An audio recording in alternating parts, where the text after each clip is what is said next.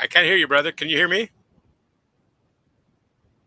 I do that all the time. I mute Okay. and then I just completely forget.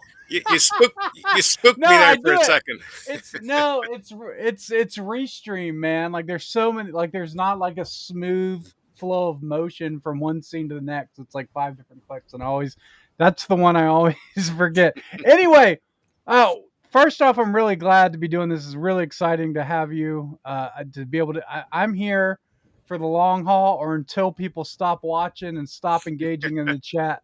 But here's what I want to do.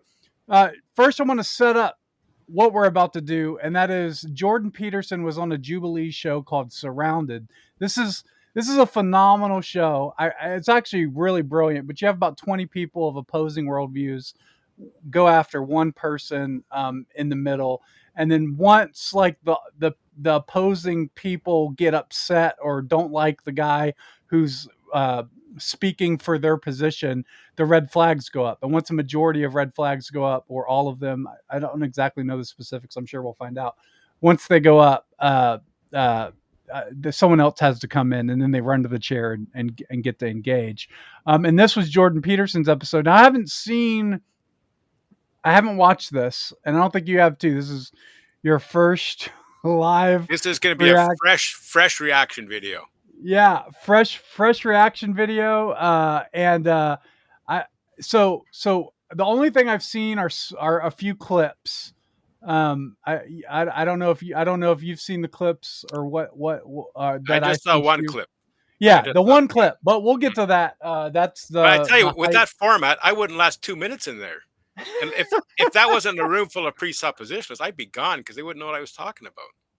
Well, no, I think I think you would. I think it would be very quick, because I think everybody in that room would just get frustrated and throw up their red flag like every time you issued an objection. Right. Because that's what makes it fun. So here's what we're gonna do. We're gonna just go ahead and stream through uh the thing. If you want to send a super chat on YouTube, please feel free to send a super chat on YouTube.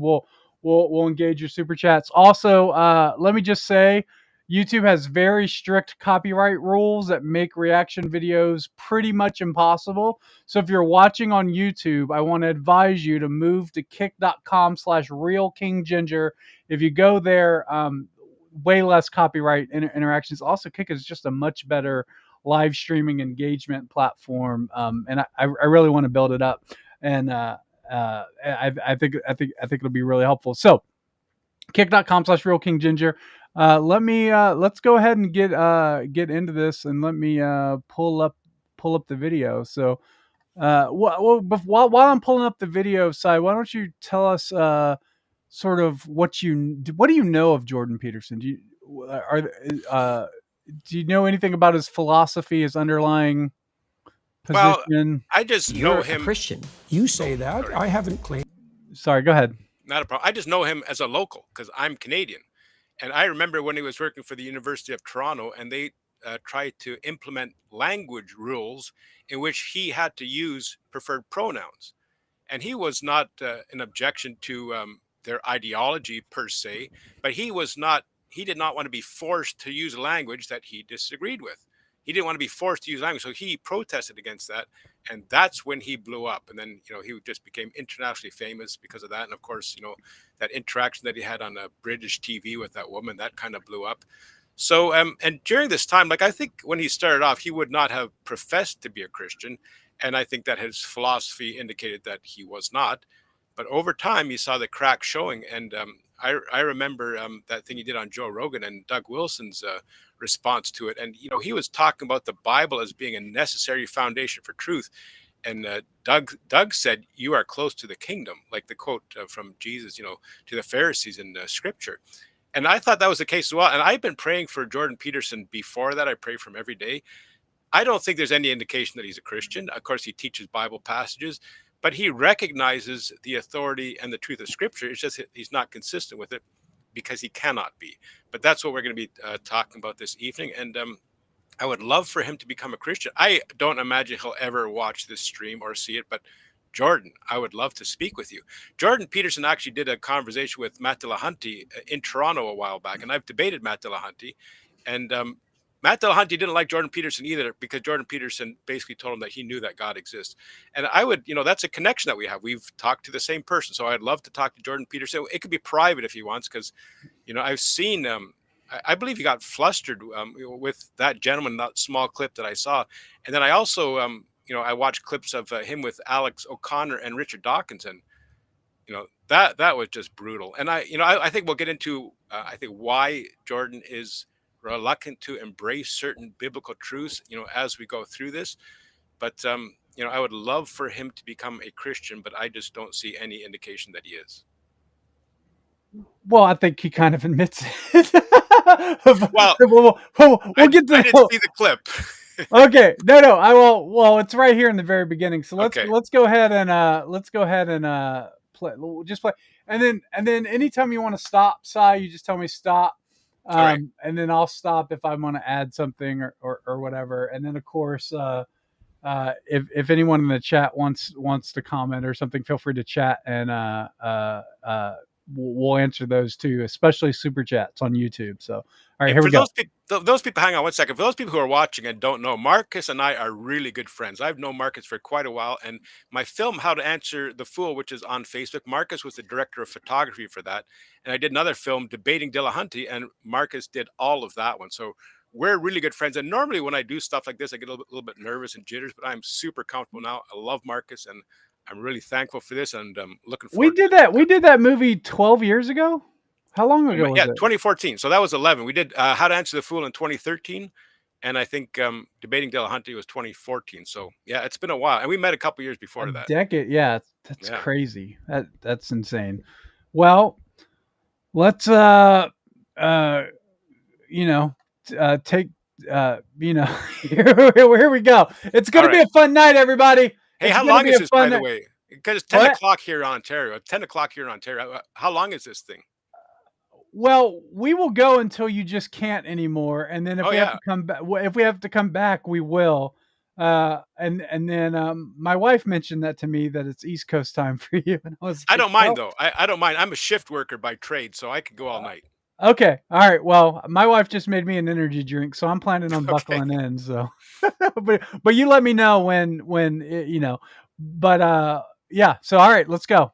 Sounds good. You're a Christian. You say that. I haven't claimed that. Oh, what is this? Is this Christians versus atheists? Don't be a smartass. Either you're a Christian or you're not. Which one is it? You're really quite something, you are. Aren't I? But you're really quite nothing.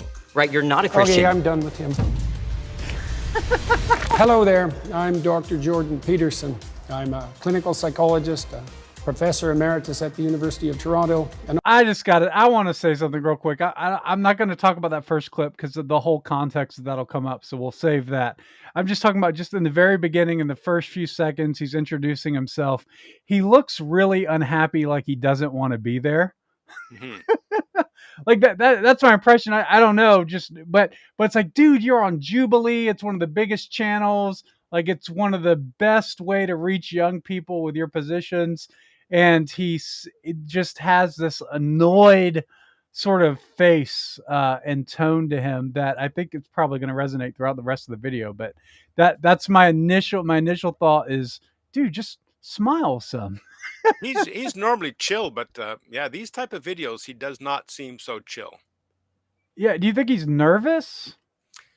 I think he's uncomfortable, actually. Oddly for him, for such a brilliant guy, he's uncomfortable because he's going to have to, because he says that the Bible is a necessary foundation for truth, and then he just does not adhere to that in anything that he does. I mean, he posts stuff on Twitter, on X, sorry, psychological advice, and they're nowhere near to the truth of Scripture. It's brutal, and I make comments on them.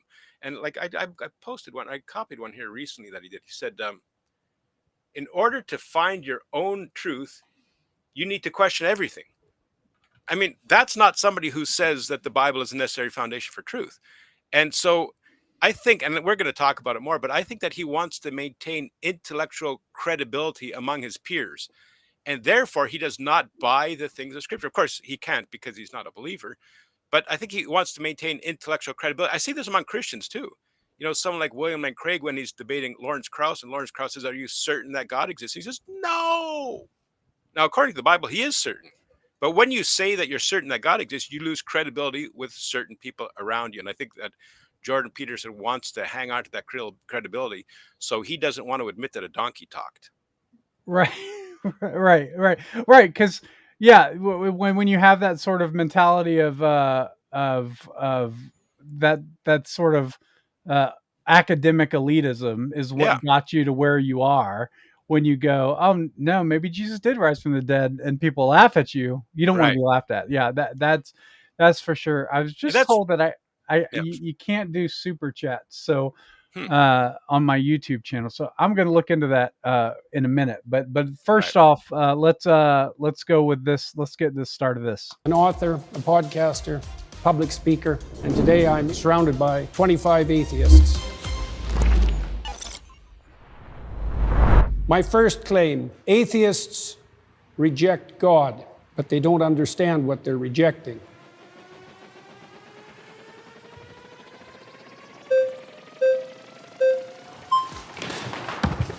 Good afternoon, Dr. Peterson. How you doing? So this claim here that atheists don't know what they're rejecting.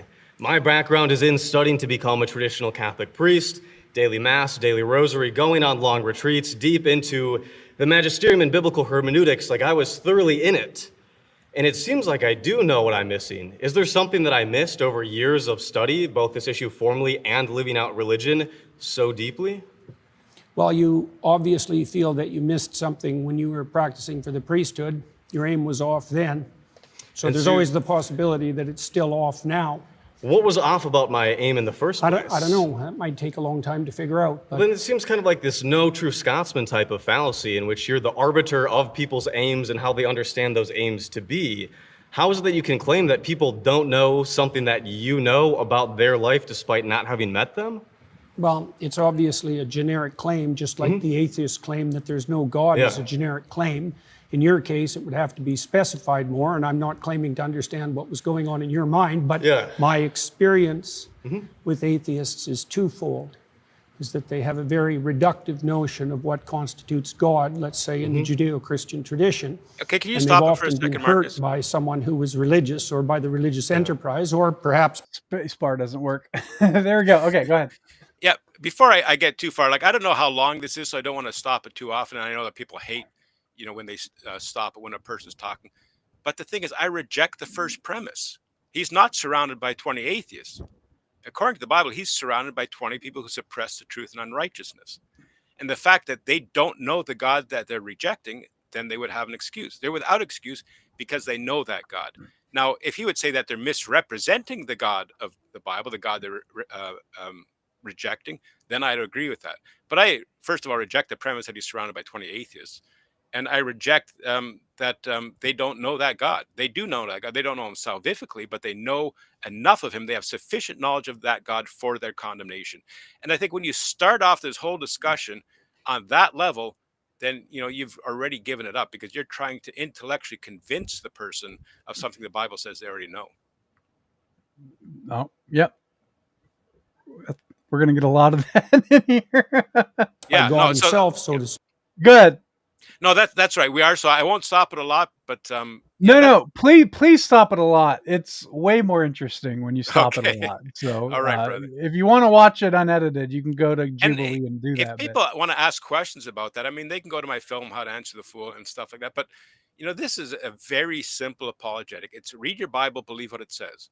And when you talk to an unbeliever, you have to talk to them according to what the truth of Scripture is.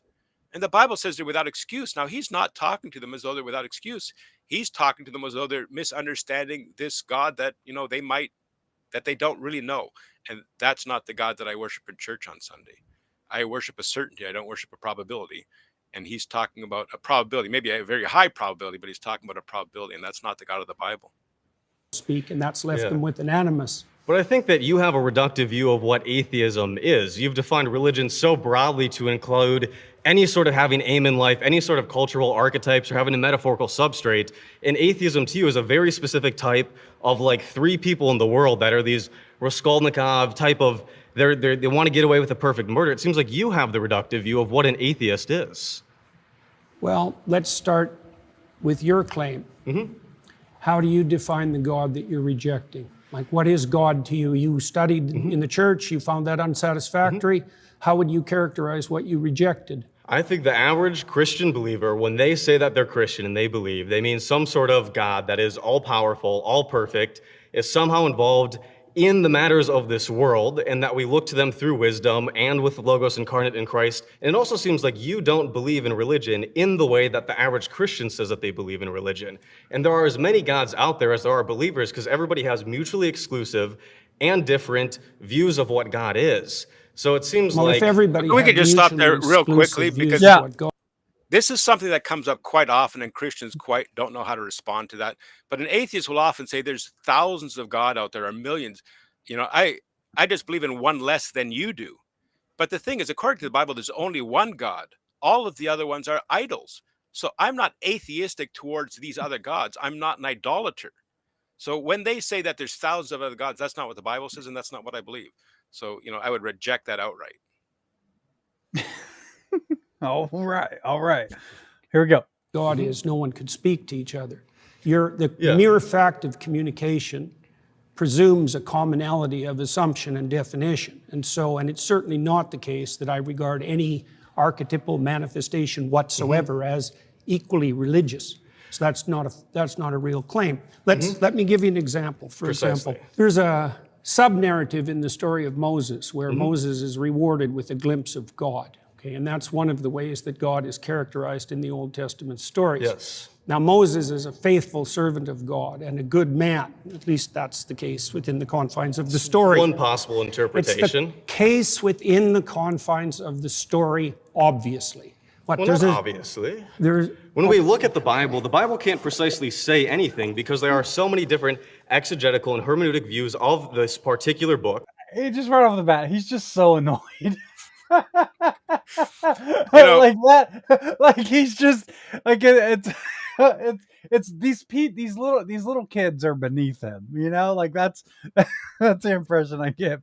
I wonder if anybody in the chat knows exactly what I would say at this point, because I get a lot of grief for it. Let's I would see. say- All right. We'll give him 5 seconds. 5 seconds. What would I normally say when this guy starts bringing up the Bible? You can read them because I can't read the chats. But Yeah. Oh, let's see. I think we can put them on the screen. I see something on the side there. Are they the YouTube chats or? Yeah, we have here we go. Ah, It says there we go. So let me get my glasses. it doesn't really scroll up, does it? it's just whatever the first chats were. So Yeah, okay. but that's crazy. You can't see that. That's No, disappointing. you could put those away. I do see another. I do see another row of chats. So I believe. Okay, there we go. Yeah, okay, that's cool. Got it. That's there we go. All right, Reformed Saint might have the answer. I don't know. Okay, read what he said? He said, "I don't do Bible studies." That's right. No, he says I say I don't do Bible studies with atheists. Yeah, that's right. Yeah, here we go. With non-believers. Yeah, and the thing Yeah. is, it's not that I won't explain Scripture to them, but I will not let them be the judge over the Word of God, whether it's true or not. And if they want to study in that capacity to argue over the truth of it, I won't do it. The Word of God is their judge. They're not the judge of the Word of God. That's right.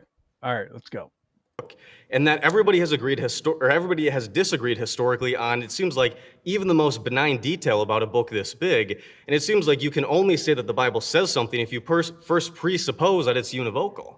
so your claim essentially brother. is that Moses in the Old Testament plays the role of a villain or is irrelevant? Because the alternative claim I'm is saying that we he's can't good. know because Well, we that's- can't talk to those look, authors. If you are going to start with the presupposition that there's nothing I can say about any of these stories that you're not going to disagree with from the perspective that there are multiple potential competing claims, then I can't speak with you. So And you we have also have a short time here, so I want to get to the core of what you're arguing here. And I'd You know love what if this we feels could- like the to me? core Mark, of what is- You know Yeah. what this feels like to me is two unbelievers discussing the Bible, discussing Christianity. It's like two people trying to figure out how much yellow weighs. Yeah, and one person doesn't want to be there. Sadly, it's just bluster, And like, I mean, I'm glad that we're streaming and watching this because I wouldn't watch this. I'd be fast forwarding this stuff. Yeah, it's amazing. You're right. It's two people talking over each other's head, and it's one of the things I really appreciate about you, Sai, is when you debate atheists. Uh, it's it's at a very common level. It's sharp and it's serrated at times, and you're annoyed at times. I've seen, I've seen. It's fine. But the point is, though, it the language in which the two people are like, no one's trying to out talk the other person Mhm. when like you're not trying to like show you're out educated, and so Until I that's asked one for the thing. paradigmatic and syntagmatic proofs of what I'm saying. Whatever. Yeah. Remember that? Remember that Dr. Jones in the film? He wants Oh, that's right. That's right. So Dr. Jones was asking you for those sort of things. paradigmatic and syntagmatic. I still don't know what he's talking about. I never Googled it. But when people watch my debates, I want them to say afterwards, I can do that. See, they watch a William Lane Craig debate and they say, I could never do that. That guy's brilliant. They watch me debate, Right. they say, I could do that. He's an idiot. And I say, praise God. Yeah, that's exactly right. So here we go.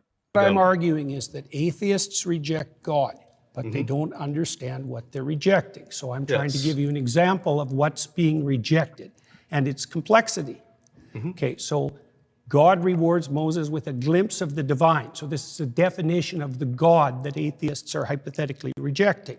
A possible one. I said ah, Yeah. I didn't say the. I know. said ah. That is possible, yes. Okay. So despite the fact that Moses is a stellar character and he's had a long and difficult life and can withstand a lot of difficulty and travail, God puts him between two cliffs so he can just see a crack of what's in front of him. And when God walks by, he allows him to see his back. Okay, so the implication of that story is that the divine is fundamentally unknowable. It's a pinnacle experience, and that people in their finitude have to be shielded from a comprehensive vision of the basis of reality. Well, that's not the God that's defined in that manner, right? It's not a simple personification. It's not a simple old man in the sky. It's something that in its essence is unknowable and overwhelming. And that isn't, in my experience, the God that's defined by atheists who are attempting to undermine the story. I mean, it's the same claim, for example, that you're a finite creature and that you face something that in the final analysis is unknowable and that you have to establish a relationship with it regardless of your inability to perceive or even withstand perceiving the whole. Okay, is there a problem with that? I mean, the problem is that when we look at, famously, when you've been asked, do you believe in God, the question becomes, what do we mean by God? And in the Bible, it's not even clear the biblical authors know what God is, because Yahweh has historically emerged from an early storm god, a deity that doesn't exhaust the category of deity, and that has changed over the Old Testament. Does God have physicality? Does God not have physicality? It seems like, yes, if you define religion to me, anybody that... These red flags are going up so slow for me. But, yeah, here's the problem, though.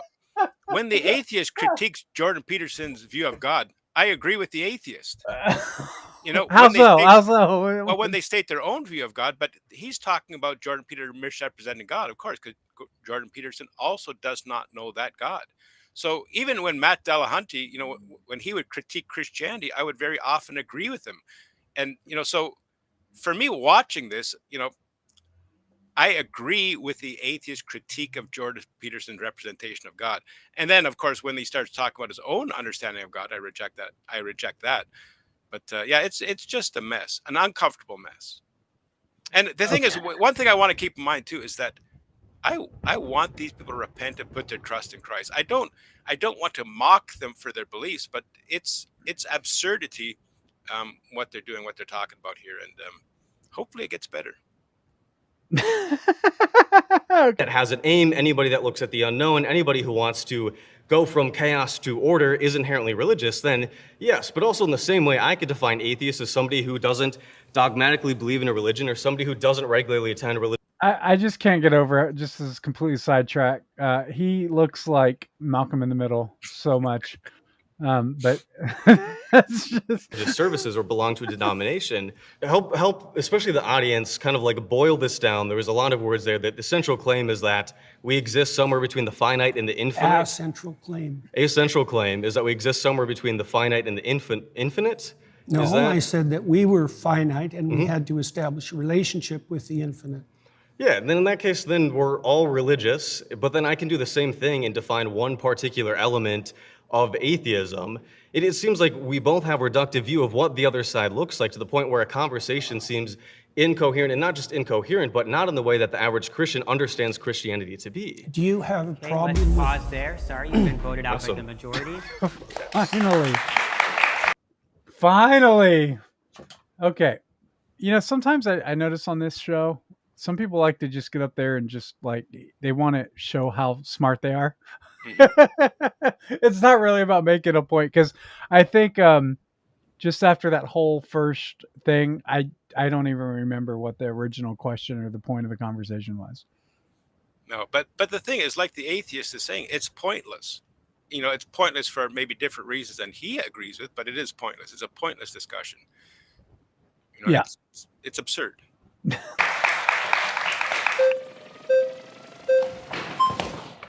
Hey, how's it going? How Nice are to meet you. doing? Nice to meet you, too. David. David, good to see you. Tell me everything that you know about the Polynesian deity Lono, L-O-N-O.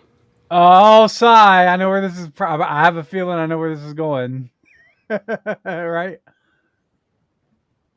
It's like the flying spaghetti monster. You know, Yeah, they're that's just- exactly right. they're just It's a positive. flying spaghetti Right. monster. That's why presuppositional is so important in times like this, because when people bring up other deities, I say, look, are you saying that you need to posit another deity in order to make sense of truth and logic and science and morality? You know, because they're not arguing their own view. They want to profess some deity that nobody believes. I would have no problem saying no. I have no idea who that is. You know, and I don't believe it's a god. I believe it's an idol that maybe some people worship on some island. What's your point? I don't know anything about the Polynesian deity Lono. So you're rejecting something without knowledge of what you're rejecting. I'm not rejecting it. Do No you more be- than I'm do rejecting you believe in anything that Lono? I don't know anything about. Do you believe in Lono? I Do you fail to believe see that the he is a relevance of deity that. that exists in the world, exists in the universe, Why? It's just that okay. exists in the That's a stupid argument existence on of the basis. everything? Yeah. Because I might believe that fire is hot. I don't have to know anything else about fire to stick to that belief. If you know that 2 + 2 is 4, I don't have to know about any other answer to that equation in base 10 mathematics. So if they Yeah. say, do you know about the number 3,256,318? I say, no. They say, well, then you can't know that 2 + 2 is 4. Excuse me? So I know the answer to that question. I don't have to know about these other things, because God has revealed that he is the only God. And if you reject him, your worldview is absurd. Now, let me ask you some questions, sir. Do you believe that Lono I'll is answer a that being? question once you answer my question, which is, do I reject everything that I'm ignorant of? Because that's your presupposition that undergirds your argument, and unless you can prove that that's valid, then there's no point. My question is quite simple. Yeah, but that doesn't Do mean you it's believe- formulated This is accurately. problematic on the Do you- base of it. This is problematic because I would say, yes, I do reject all other alleged deities. I have no problem saying that.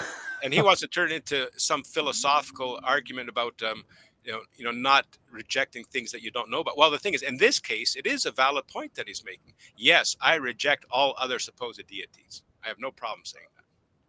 Yeah, this seems pretty simple to me. It's not hard to do. Do you believe that Lono exists? Yes or no? I'm not going to answer that question for the reasons I just described. You already insisted that if I reject something, that if I'm ignorant of something, I reject it. Do you think that everyone in the world has to know everything simultaneously for that to be valid and true? I think in order for your Answer that argument question. to be true, in order for it to be true that we atheists don't understand what we're rejecting, then you need to also apply that to yourself and to Christians and to Muslims and to any other person on this earth, where if you don't understand what you're rejecting the belief in, then you can't reject the belief in it. That's the implication of your I didn't claim. say that I rejected the belief in Lono. I It's said I didn't Lono. know who Lono was. I didn't say anything about rejecting. That's because I've asked you several times and you haven't. But let me get to my even greater point. You're saying atheists don't understand what religion is or what God is in order to be able to reject it fully or completely. We have someone over here who studied it in their own way. I've studied religion. I have a degree in religious studies, specialty in Christianity and Mediterranean traditions. And further than that, beyond me, Pew Research studies suggest that atheists and agnostics actually know more about religion and about religious stories, the foundational principles, than believers. Nah, I, I just don't think that matters. Yeah, and the thing is, they know about their own religion. Right. Yeah. The idea. See, this is just the facts on facts game. Right. Where it's, I know more, so therefore, since I know more, then I have to be right. Which is, it's like, oh, I always make this argument. And this isn't a jab at James White, but if I were to debate James White on baptism, I would lose. I would lose. He would still be wrong at the end of the day, but I would lose because he is brilliant and he knows this subject of baptism on the Presbyterian and the Baptist front way more than I do. But the knowledge an individual has doesn't make the argument correct. So. I wouldn't lose. I would just ask him if he teaches his kids to sing "Jesus Loves Me." That's because they're more religious than they think they are. Okay, you can. They're concerned with deep matters, and one of the defining characteristics of someone who's oriented in a religious direction is that they're concerned with deep matters. Okay. In fact, it's virtually definitional. Right, but they also have to identify with a religious tradition and accept the foundational stories that go along with that. Well, that would mean more that they're sectarian than that they're religious. And most people, for example, in the United States, deny that they're religious, but accept that they're spiritual. Pause there. Red flag. You like my flag? Oh, nice. And I like that my wife made it for our show, so we have a flag. That AI picture you made of me, like there's 20 different versions, and most of them are scary. But I tell you, Jordan Peterson. I was pretty impressed with the AI picture. I was pretty impressed with the AI picture. I was like, hey. My sweater, But Jordan Peterson, like, he usually comes off in his earlier stuff that I've seen as very pleasant. But here he seems like a curmudgeon. And I don't know if that coincides with him joining the Daily Wire, but I think it's pretty close. I mean, the thing is, he has a Ben Shapiro vibe here. And yeah, I think it, I mean, it could be a lot. I mean, he could be just tired for the day. He might really not want to be here, but it's part of his Daily Wire contract. That's highly likely that this is more of an obligation. Or it could just be that he's annoyed by young people or atheists in general. There's a lot of ways. I will say, I remember when you were doing How to Answer the Fool, when you were having these like heated arguments with the atheists on the street. And it was kind of like, it was kind of like in your face and like, very serrated and serious. And then it would just, at a drop of a hat, just turn into laughter and joy. Oh yeah. There's clips where I was yelling at this one guy. I didn't make it into the film because, I think people said, "Si, you look too mean when you're yelling at." We ended up hugging each other and laughing at the end of that, and people. Yeah. This guy was heckling me all day, so we were yelling at each other, but it was with with kind of a lighthearted tone behind. It's a serious thing, I don't believe in coddling people into hell, but yeah, a lot of those conversations end up with laughter and hugs. Right. You've been you think any of these will? voted out by the majority. No.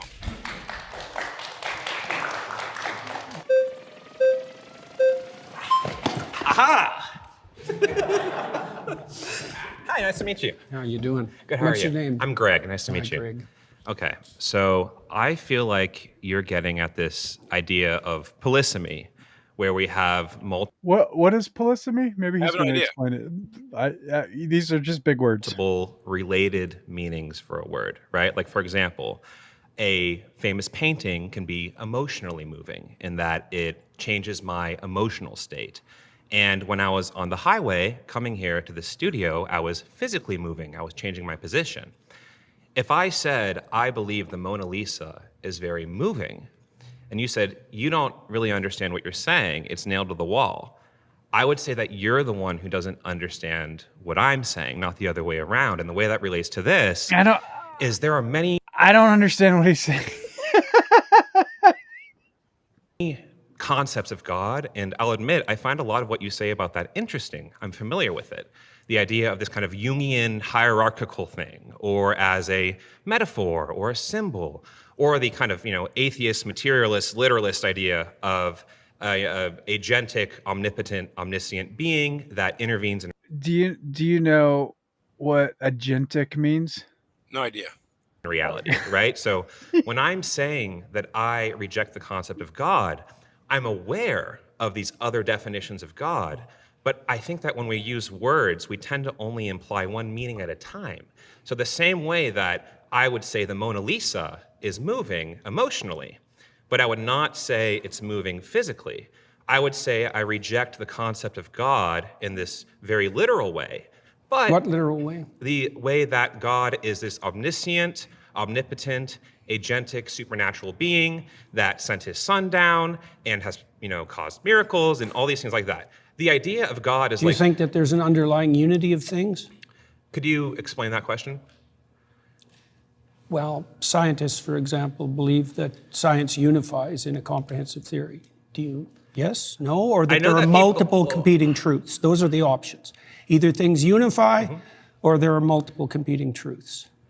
I know that, for example, like in physics, people are looking for like a theory of everything. And why do you think they're doing that? It's interesting, it's helpful. But they also believe that there's an underlying unity to things. In a sense, yeah, like like the material world and time and space are probably governed by universal laws and principles.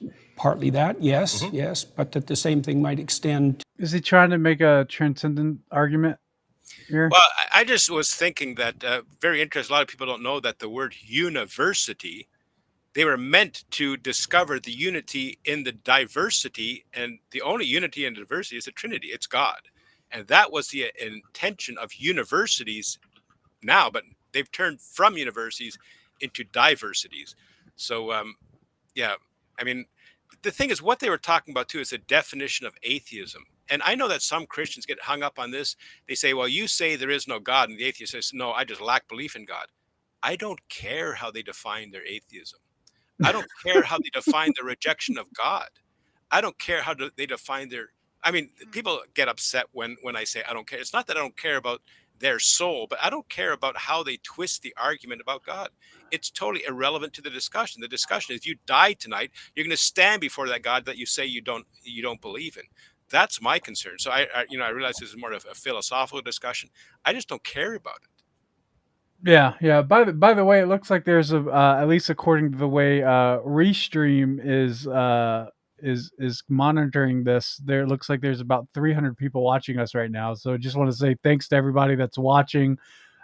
Be sure to share the video, like, comment, engage, boost it, and so that it's like feeding the AI robots. So just every like is like food. that's how they promote you, which I'll just say 300 is really great, especially seeing that a lot of the live stuff doesn't get pushed as much. So thanks to everybody for watching and sharing. All right, let's continue. My wife, by the way, just said you have to keep a dictionary open when you listen to this, apparently. I don't. it's like I don't. I just tune out. To a broader domain that would include imagination and value. Could you help me connect that to the prompt? Well, I'm trying to define God, the God that I don't think atheists do a very good job of defining. Here's another question for you. What do you think guides you in your determination of whether or not what you're saying to me is true? Can we go back? Can we stay on what we were talking about? We are. That's a brilliant question, by You're the just way. uncomfortable with the question. That's a Go ahead. presuppositional question. It's a brilliant question. And that's exactly the question I would ask Jordan Peterson. Because it's a brilliant question. Yeah, no, you're absolutely right. But the thing is, I would ask that of him. And if he says God, then I would hold him to it, because he does not hold himself to that. That's the problem. But it's a brilliant question. No, I feel like you're just kind of throwing different spaghetti at the wall. I'm not. Okay. I asked All you a right. very specific question. What is it that you think guides you when you're talking to me to help you determine whether what you say is true? Logic, memory, reasoning, sensory information. How do you distinguish that from being governed by something that's false? An interesting question. How do you know the difference when you speak between what's true and what's false? So you can I imagine infer, right? I can infer. I can. from what principles?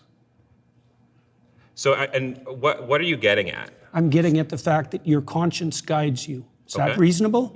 Conscious is defined by Conscience. my empathy and my reason are my foundational. Define it any way you want. Okay, so that's how I'm. Well, I've the whole time I'm hearing it ask these presuppositional questions. Kind of, I just keep wondering if Jordan Peterson is going to land the plane. Yeah, of course they never do.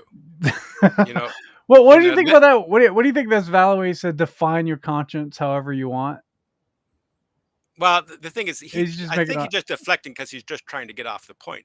But when Lennox was debating Dawkins, I remember I was watching that debate with a friend of mine. He said, it's my favorite debate. And I said, it won't be your favorite debate after I watch it with you. And so we watched it together. And there were times when Lennox was very presuppositional. He had his foot on Dawkins' neck, just like here. And then he let it Yeah. off because, like you say, he couldn't land the plane. So that's but the thing is, I wouldn't even get this far with him. And I know a lot of Christians. Yeah, are all the upset red with me, flag, all the red flags would have been up because you would have just asked the same question to three other guys. No, but it's not only that; it's that you can't even get to logic. You have to make Right, sense that's of the right. next word out of your mouth to even discuss logic. And you can't make sense out of the next word of your mouth unless you, appeal to the uniformity of nature, which cannot be made sense of without God. Study Hume. Jared Cole says atheists would red flag Cy anytime he asks them what is true. What is truth in your worldview? But they're red flagging their own person though. They're not red flagging Jordan, right? No, the atheists are. Well, yeah, they are red flagging their own person. Yeah, but the thing is, it's not Jordan. I think Christian would red flag me too, though. That's the problem. Right. Defining my conscience is my my conscience is my sense of Right and wrong. wrong. Yeah, exactly. Yes. Yeah, Where yeah. does that come from? I would say that comes from an evolved capacity to empathize and a recognition of the benefits of engaging with and nurturing that capacity. And then that empathy is constrained and guided by reason, right? Like, for example, I am driving down the highway.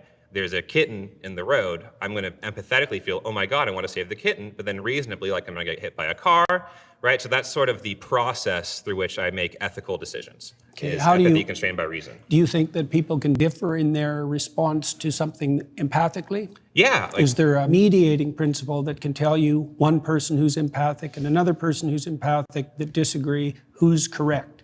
Interesting. Yeah. I think it's even worse than that, Mark. Talk it out. I just jump in really quickly. It's even worse than that. I debated a guy a long time ago named Justin Schieber, and he brought his foundation of morality down to empathy. And all I said to him, why is empathy right? Why is empathy right? Yeah, like he's that's comparing right. he's comparing different people's empathy, but why is empathy right at all? Why Right, isn't survival of the fittest right and not care about empathy towards anybody else? So again, he's taking a different tangent, but why is empathy right without God? Valid. Out, right? We do that in real life all the time when we have, whether that's a discussion with a friend about the right thing to do in a situation, whether that's a policy discussion about law, right? That's where we can converse with each other, think about things, explain our perspectives, and then kind of reach a conclusion, right? That I think that we do that all the time. So Elijah, the prophet Elijah, defined God in the Old Testament as the voice of conscience within. Okay. That's a definition. So you're saying by that Whoa. Remember that shirt you made way back when, Marcus? Book, chapter, verse? Yeah, right. Well, that's exactly what that sounds like. Almost like this weird new age sort of stuff. Like that's very strange. definition of God I see. This kind of goes back to what I'm saying initially. I'm not defining it. Elijah Okay, defined so it. as Elijah defines It's God, defined that way in Jonah. I too. gotta ask the chat to find this. Can anyone in the chat think of a verse or anywhere in which he's pulling this from? I'm sure there's a Jordan Peterson translation that he's grabbing. But if anyone in the chat can even come up with a Bible reference that's even close to that, I'd like to actually pull up that Bible verse and see what's going on here. so as Cardinal Newman also got defined it that as, way. as I'm sure you know many people who've defined it that way, and it's impressive. You're a very knowledgeable person. I'm not trying to be impressive. I'm okay. just pointing out to you Got how it. God is defined in the Old Okay. Testament. All right. So to respond to that, I do think there are lots of interesting ways to define God, and that goes back to my kind of opening Then how do we statement. specify what we're arguing about? We use context clues, or we again, it goes back to my example of the Mona I'm defining Lisa. God as conscience. Okay. Hey, just So one that's second, Marcus. interesting, but then you're Whoa. kind Just 1 second here before he didn't land the plane. You know, No. because they were talking about see, and we've Well, totally now we're on forgotten about that. Yeah, he's totally forgot about it, and now he's He had his defining foot on his God as- neck. He had his foot on his neck, and he let it go. And so we were talking about landing the plane. No, he didn't land the plane. Nowhere near. Now he's stumbling over some answer about the definition of God. That plane is down, man. It's Spirit Airlines for real. But no, you're absolutely right. And then he started defining God as conscience, and Michael Joseph Rees says he's probably referring to about God's voice, not in how he's probably referring about God's voice, not in the wind. So yeah, still chat. See if you can help me out here, and find any Bible reference that's even close in Isaiah or Elijah. You're right. It has mentioning- that new agey ring to it that comes up in a lot of his stuff. Yeah, it's weird because he says Peterson is probably alluding to 1 Kings 19:11 through 13. Hold on. I'll pull that up. 1 Kings. He didn't mention kings. 11. No, he said Elijah. He said Elijah, right? First Elijah.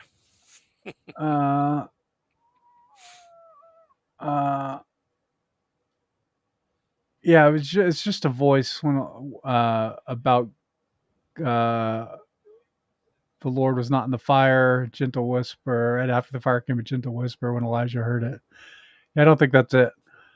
All right. Kind of expanding the meaning of No, God. I'm not. That's how it's defined in the Old Testament. Okay, in so- Elijah and in Jonah. Sure. So whoever. So It's some. not whoever. Okay. Elijah is one of the Okay. major All right. Old Testament All right. prophets. All Right? right. He's equal in stature to Moses. Okay. Right. So it's not arbitrary. All right. So that is interesting, but it's not relevant to the context with which I am using the term God. It's directly relevant. Atheists reject God, but they don't Right, but understand you- what they're rejecting. you're You being- accept conscience as a guide, and conscience is one of the defining characteristics of God in the Old Testament. I think you're being intellectually disingenuous In what way? because again, I asked you if you believe hey, that conscience guided you. You just asked me a question, and then Yeah, it reminds me of I just had like flashbacks when he's talking with the way he speaks about God and conscience and just in those new age terms. It reminds me of those Rob Bell videos from a while back ago, like where it was like all about spirit and pneuma and breathing and all this sort of stuff. Like it's really in the same vein, Yeah. but a much more like remember- academic, high level ivory tower version of that. Yeah. I remember when Rob Bell came out and he was rejecting hell. And I had said that I believe that his expertise in hell was about 40 years premature.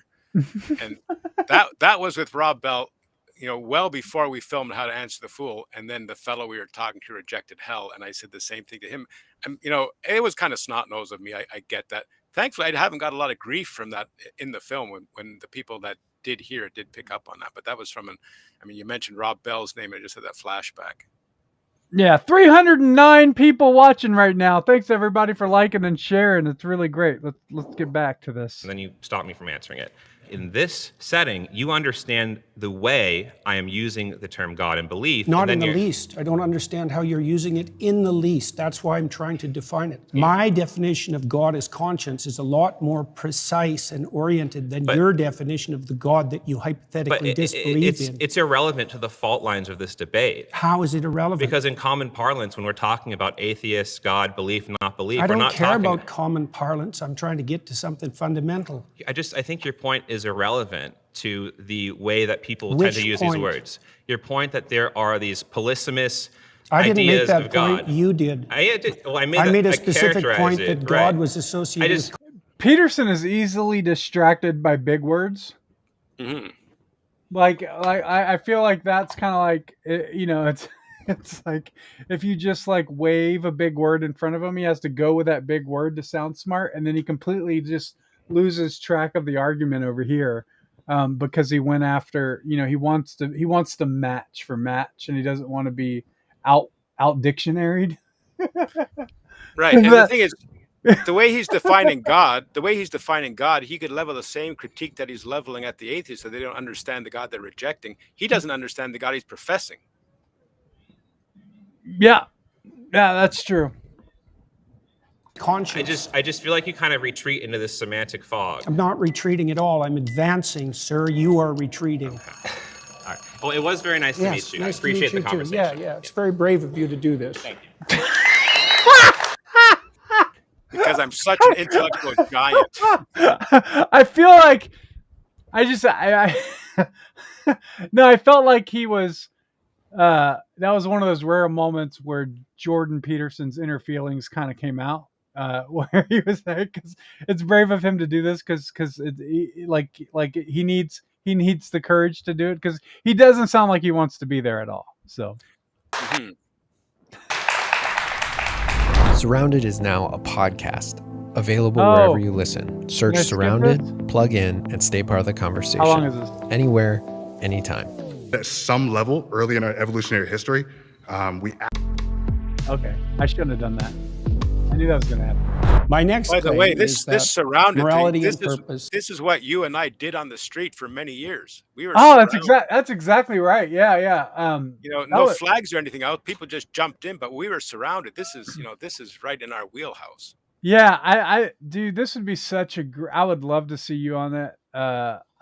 It would be so much fun. You gotta. So here, if you guys want to see Cy on Surrounded, be sure to subscribe, because you got to get at least probably 3 million subscribers. Yeah. I think Speaking of which, we can do this. Cy, we can do this. I think we do this live stuff more often, for sure. And then we start taking live calls from atheists, and we'll do our own Surrounded. Very easy to do. In fact, I'll say, if there's an atheist on here right now, and you're bored with this part and you just want to hop on a live call, let me know in the chat, and I'll send you a link to hop on. We'll give it a shot. But yeah, I think that'd be really fun. Speaking of which, I lost 8,000 subscribers a couple years ago on X. So at Cy10B, if you want to follow me there, so I can boost that up, just so we can have more of an audience for things like this. Let me put that in the caption. But yeah, follow Cy, and then we should have a really cool name for our live streams. We need to come up with that, and then just get everybody into one place. The problem with presuppositionalism is that these things die because unbelievers stop calling. Well, yeah, possibly. You just have. I don't know, man. Because here's one of the things I see right now. Me and you came up during the Way of the Master stuff.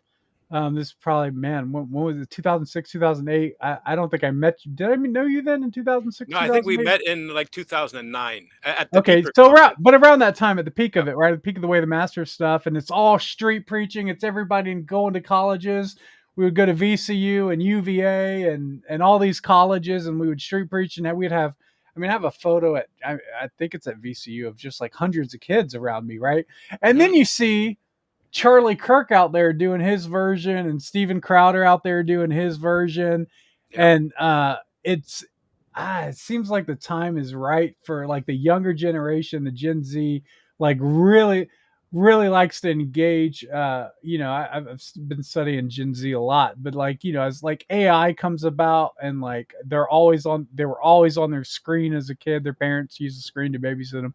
Now they're really looking for like human connection and discussion and debate. Like that's really essential to them. And so, yeah, man, I think the time is just right for this stuff. And I That'd be think interesting too, because guys like Crowder and Kirk, I don't think that they give legitimate Christian answers. I mean, sometimes they do, yeah. but they don't give them from a reform perspective. That's for sure. No, of course not. But they're not from a reform perspective. But yeah, I think we've kind of like, it was weird because like we kind of like had the height of like, going on college campuses and engaging with kids, and we kind of just disappeared into the shadows and stuff. But anyway, But when I started in 2009, I had no intention of open air preaching, but it was that community that embraced the apologetic because they were used to engaging people. They were used to engaging people and have their terrible arguments shoved down their throats. And then I came to understand presuppositional apologetics, and the open air community is the ones that have embraced it, and they invited me in, and then I started going on the street, and things really took off from there. The Lord really blessed that, and people learned how to engage the unbeliever. They didn't have to like what would happen before when an open air preacher was on the street and they were challenged with a question they couldn't answer. They just spoke. Oh, I can answer that question. I would go street preaching before I met you, or more specifically before I started reading Greg Bonson and getting into Greg Bonson. We would go and we would have like folders of like answers in Genesis articles, right? Because we're like, oh no, we're going to prove you wrong with our answers in Genesis. Scientists, look, it's written by a doctor and a PhD in astroscience, right? Like so. That's sort of what we did. But anyway, let's continue. So claim 2, morality and purpose cannot be found without science. Found within science. Within science, sorry. Cannot be found within science. All right, he's got a chance to land the plane here. This is a great premise. What is up, Mr. Canada? How you doing, man? The problem is, Brian. I think it's interesting that you say he's granting them the ability to argue about morality and these things, and I wouldn't do. I mean, sometimes I'll enter the conversation here, but I just bring it back again. But it'll be interesting to see how. Well, you don't know that, you haven't seen it. But I don't. I at least don't reject this premise out of hand. I just reject the unbeliever's ability to reason about this premise. Yeah, that's true. That morality and purpose can't be found in science. Actually, within science. Sure. Real quick, Matt Bell 87 says, where do I subscribe? I would say you're on Kick right now. Just follow on Kick. Follow on Kick. I think Kick is where all the younger people are. And that would be a dream to build up that platform to go after younger people, so engage with them. So Sure. Purpose, I actually grant you, because purpose is subjective, right? Unless you want to boil it down to the purpose of life is just to procreate, right? Sure, whatever. Morality is actually something that we do see. We actually have examples of Neanderthals, an older individual was found in a tribe, missing an arm, missing teeth, still alive somehow in his 40s, 50s, right? Typically, you're a Neanderthal, you can't eat, you can't hunt, you die, right? But we know that members of his tribe were taking care of him, right? So we know that at some level, early in our evolutionary history, we actually developed altruism. We have examples of chimpanzees who actually have a basic understanding of fairness, right? If you give a chimpanzee 2 grapes, right, and his buddy gets 3, right? He actually freaks out, right? But you give both chimps 3 grapes and they're good. We have examples of parrots. I've seen that video, by the way. Have you seen that video? It's really funny. Yeah, but the thing is, I don't even know if Jordan Peterson is used to answering evidentially. It'll be very interesting to give this answer because he is explaining the is-ought fallacy, the naturalistic fallacy. Even if all chimpanzees exhibited a certain moral behavior, that would be the case. But you cannot argue that it is the case from it ought to be the case. And that's the problem. I don't know if Jordan Peterson will get into that or not. Parrots. Except for the greedy chimps. Except for the greedy chimps. They want 4 graves. They want 4 graves. Those do exist, right? But we have similar examples where we do animal tests, right? So morality is intrinsic. I think. So it precedes science. I think that Actually, right? a better way to define it would be that social animals, which we are, right, Yeah. require some level of morality or Into what? I'm not disagreeing. Sure. Why do they require that?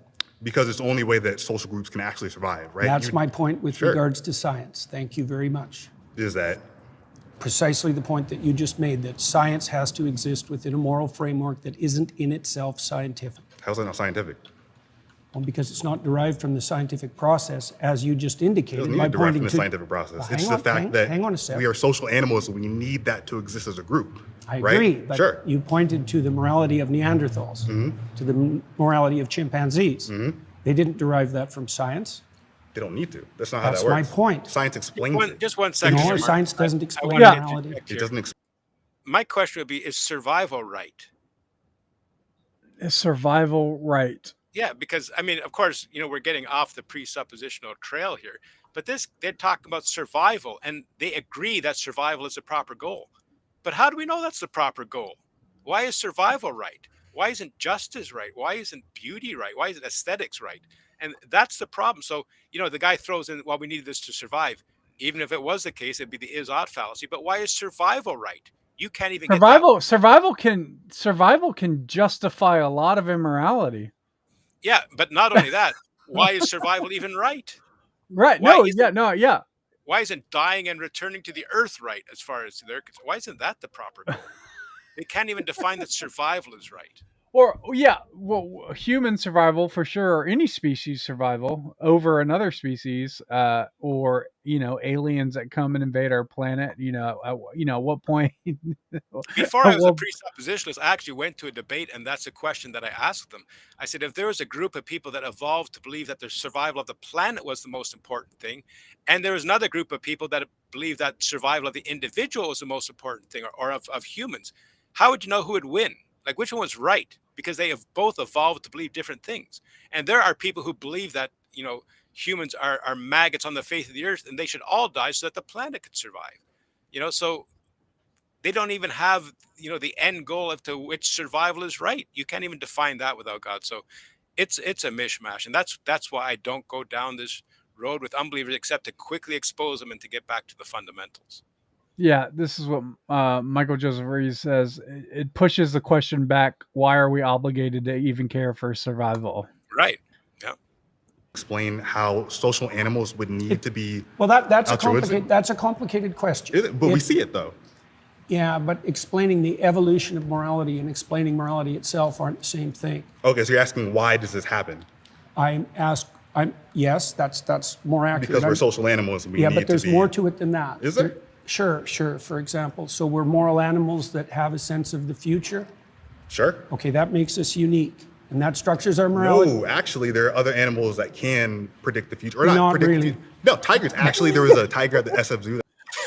Back and forth, right? Like it's just the ping pong table of I have evidence for something, and you have evidence for something, and it just goes back and forth, and there's no clear. I like to say, like, when I see a debate, I like to see blood and guts. like somebody needs to die at the end of it, right? Like in Minecraft. Oh, I know. I remember when we were filming How to Answer the Fool, and I think it was either you leaned over to the Chocolate Knox or vice versa, and you said, "Make him angry."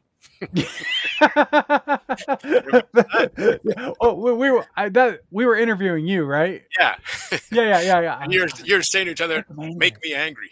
Yeah. Me. I'm a different person when I'm interviewing people. So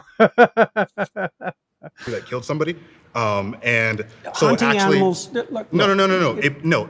Kids threw shit at the tiger. The tiger actually plotted its escape, and it found the I'm not kids. saying that animals can't think. Okay. No, but let's they can pause here. perceive the future. That's what I'm saying. Well- Voted out by the majority. Thank you, man. Good man. Yeah. By the way, let me interject real quickly here, Marcus. Yeah, please. Alvin Plantinga has a really good argument. It's a naturalistic argument against evolution. And his argument goes something like this. Let's say all of your life, it was your heart's desire to pet lions on their mane. That's all you wanted to do. You wanted to pet lions on their mane. And you felt that the best way to accomplish this was to run away from them. Now, that would codify for survival, but it wouldn't codify for truth. And that's the thing. And that's back to his original premise. You cannot get truth without God. And that's the one thing where he didn't land the plane, but it comes in everywhere. And like I say, there are good Christian rebuttals to this. I just don't go there because I think it's granting the unbeliever far too much. Hey, Jordan Peterson. How you doing? How you doing, man? My name's Luke. Nice to meet Good you. to see you, Luke. So your claim that morality and purpose can only be found in science is a little shaky because I think that your claim is really being framed to be morality and purpose can only be found in religion. Is that how you're kind of framing it? I would say that the domain of religion is the domain of morality and purpose. Yes, exactly. And also that science is actually structured, at least in part technically, to eliminate such considerations from its purview a priori. Okay. Right? That's why we define science as value-free. But that has to be wrong because science... But it's not value free though. What was Matt Walsh doing there?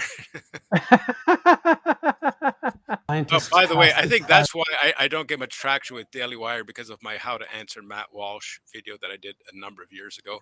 Because I know you've run into people from Daily Wire and have brought up, what I teach, and I've never heard boo from them.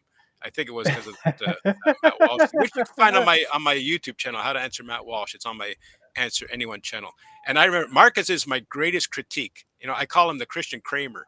And I sent him that video, and I was nervous how Marcus would answer, how he would review my How to Answer Matt Walsh. But man, you loved it. I think you said it's the best thing that I've done on video, and so yeah, I think so. It was a shame we only got like one of them. They're coming. They're coming. All right.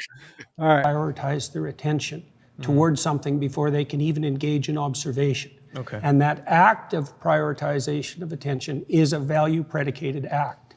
And so I can continue. There's all sorts of things we have to assume about science before it can take place. Okay, so what I'm specifically pointing out here is about religion in particular, since you yourself are a Christian, right? People debate about that, and I generally don't discuss it publicly. Oh. Hold on. Okay, I got it. I got the flag. Okay. This is going to come into play later for sure. Just to be clear, when this video was uploaded to YouTube, it was called Christian versus 20 Atheists. And then this video came out, and of course the clip we're going to see later hits the internet and goes super viral, and they changed the name to Jordan Peterson versus 20 Atheists as a result. So they should change it again to 21 Atheists.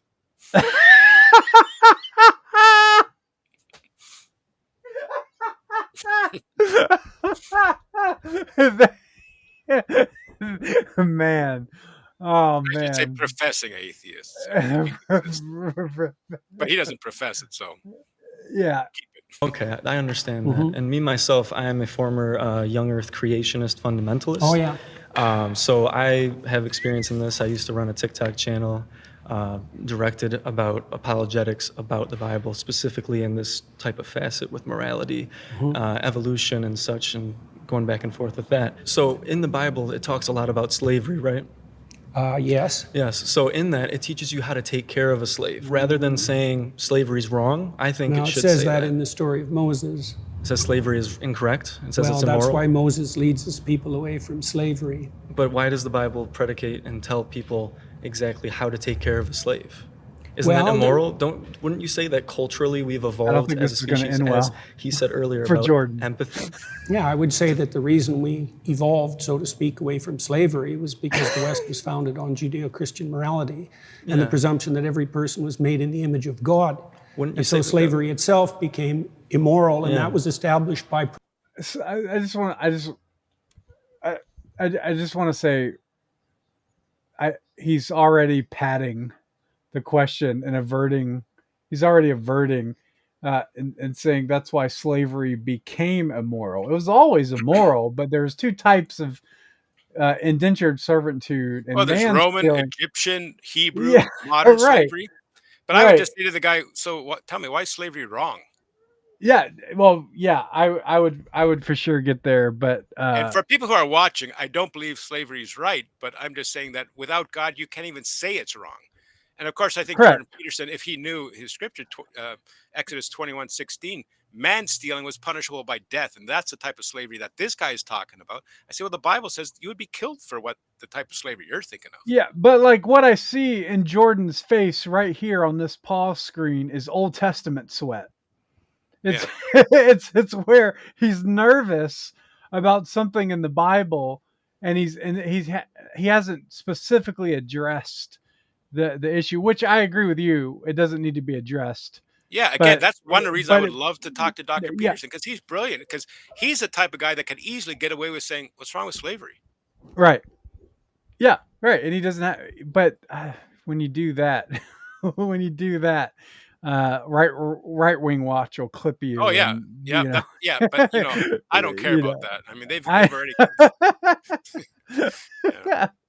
Protestant Christians in the Yes. UK who then convinced the Yes. UK government for 200 years to go to war on And slavery. wouldn't you say that this is about the cultural evolution of humans in general rather than just No, Christianity? I think it's the 'Cause- flowering of the ideas that were embedded in the biblical texts across long spans of time. I feel like this is just humans editing based on the cultural evolution What do you of mean morality. by just? Just? Yeah, just humans. Well, humans. Editing. Well, yeah. based on culture and history, right? We get better. They and- did do it based on culture and history, but Yes. culture and history have their foundations too. So Well, yeah, but we're talking about slavery.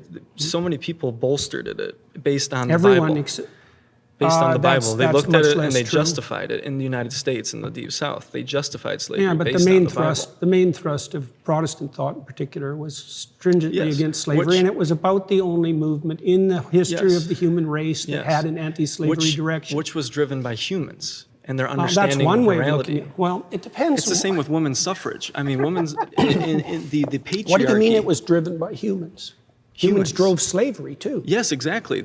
So there's no argument there. If slavery and anti-slavery were both driven by humans, what does your claim that they were driven by humans have to do with it? evolving morality based on the culture that within the society that they live in. Okay, So fine. with I think women's that did suffrage as well happen. is a very similar topic. And He conceded that it was an evolution of morality. Is that what Jordan just said? I zoned out. No, that's really. Let me see if I can go back a little bit. Hold on. The main thrust of Protestant thought in particular was stringently Yes, against slavery, which- and it was about the only movement in the history Yes. of the human race that Yes. had an anti-slavery direction. Which was driven by humans and their That's understanding one of way of morality. looking at it. Well, it depends. It's the same with women's suffrage. I mean, women's in the patriarchy. What do you mean it was driven by humans? Humans Humans. drove slavery too. Yes, exactly. So there's no argument there. If There it is. slavery and anti-slavery were both driven by humans, what does your claim that they were driven by humans have to do with it? evolving There is a morality specific- based on the culture that within the society that they live in. Okay, So fine. with I think women's that did suffrage as happen. well is a very similar. He said, did he say, I think that did happen? It wouldn't surprise me, because I mean, he has that whole lobster argument too, that the evolution of lobsters and stuff like. So I mean, clearly he appeals to some kind of evolution in the human race. So it wouldn't be surprised me that he takes that. He believes morality evolved too? It's problematic. But one thing I was thinking too is that when this guy It sat is. down, It is this guy sat down. problematic. He said that he was a. That's more problematic than a man in a feminist meeting. But when this guy sat down, I would say, so you're a former Christian. Yeah. Okay. As a Christian, what was the fundamental, the basis of your reasoning, the arbiter of truth in your life? Was it Jesus Christ and his word? And if the guy says yes, I would say, how do you reason out of that? You know, because 1 John 2:19, it says that those who left us were never among us. And you could, read that scripture verse, but I'd say, how do you reason out of a position that God is the foundation of your reasoning? Because as soon as you reason out of that, it shows that God was never the foundation of your reasoning. Because as Christians, if we see things that we don't understand, what do? We lean not on our own understanding and always acknowledge him, and he will make our path straight. So this fellow who says he was a former Christian, I would reject that right from the basis, and then we could talk. Similar topic in the Bible. There are denominations in Christianity, such as Pentecostal movement, which do bolster women to be pastors, right? Which I think that's a great thing to do. But most like to disregard Where do you women. think the Pay idea that attention for human people who beings are were watching. sufficiently equal People who are watching, pay attention that the atheist thinks that women pastors are a good idea. He's on your team. to all vote and not be slaves came from? Humans. Yeah, but so did the idea of slavery. So did the that's idea of God. fine, but what's your Yes. point? Like, you're not making an argument. You're just saying, Oh, that's just that just I I just feel like he just conceded the entire debate. It's over. You know, to give him, you know, a little bit of an out here. In my debates, sometimes when people say stuff like that, I say fine, not to the truth of their thing, but just to get it off the table. That is irrelevant to the discussion. So he might be saying that. I hope that he's saying, you know, but he might not be saying it. But sometimes I just say fine. That's what you believe, fine. But let's get to the main point here. So he might be saying that in this instance. Okay. all thoughts come from humans, Yes. regardless of the thoughts. It's not driven by a higher power. It's driven on our experiences Define as higher. humans, which is what is best for all people. Is it driven by conscience? It could be. Which conscious is also something that has evolved over time, and I think that's something that does evolve in morality and empathy. Okay, I don't understand the point that you're making. My point is that God influenced slavery. People looked at the Bible and went, this is moral because God says so, just like women's suffrage. There's lots and of just like homosexuality. All human societies were slave owning, so you Yes. can't blame that on the Bible. If humanity decided... Oh wait, address that first. What, about all slavery? human societies were slavers, so you can't blame that on the Bible. Well, you can say it bolstered it. Well, not if you look at the broad sweep of history, because it was the Protestant Christians Based in on the their UK. interpretation of the Bible, It was the Protestant Christians which evolves over time. Let's pause there. You've been voted out by the majority. Okay. Well, it was great talking with you, Nice sir. talking to you. Yes. Red flag.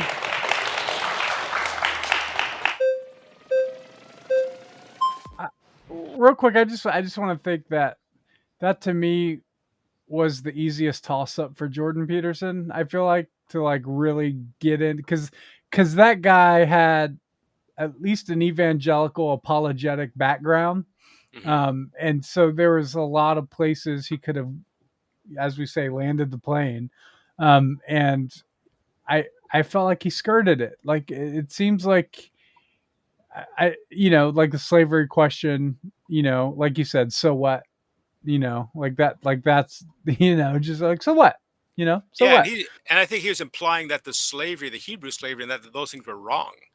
But Right. there was certain types of indentured servitude that was ordained and honored by God, but not the type of slavery that guy is thinking of. Yeah, And but by he the- completely avoided that. He didn't want to get into discussion on whether the Bible was true. Right, And I think that that guy could have really had a viral moment by really digging into that and showing Jordan Peterson's his weak spots per se by that's how, if I was debating Jordan Peterson as an atheist, I would make him have to admit to something he doesn't want to admit to. That would, like you said, the whole "you believe in talking animals" sort of line. Like that would just end. That would end the debate for Jordan.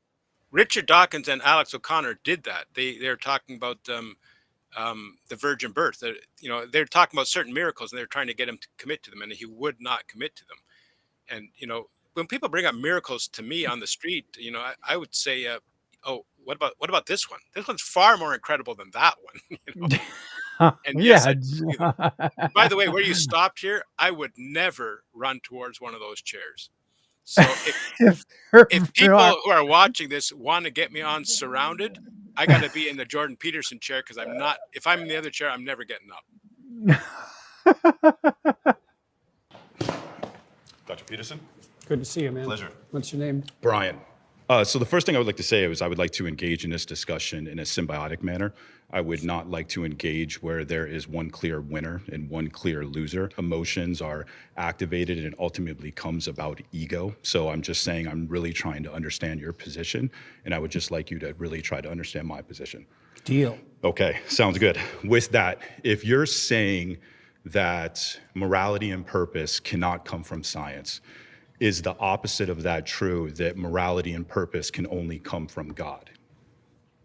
That's a way of defining it, yes. How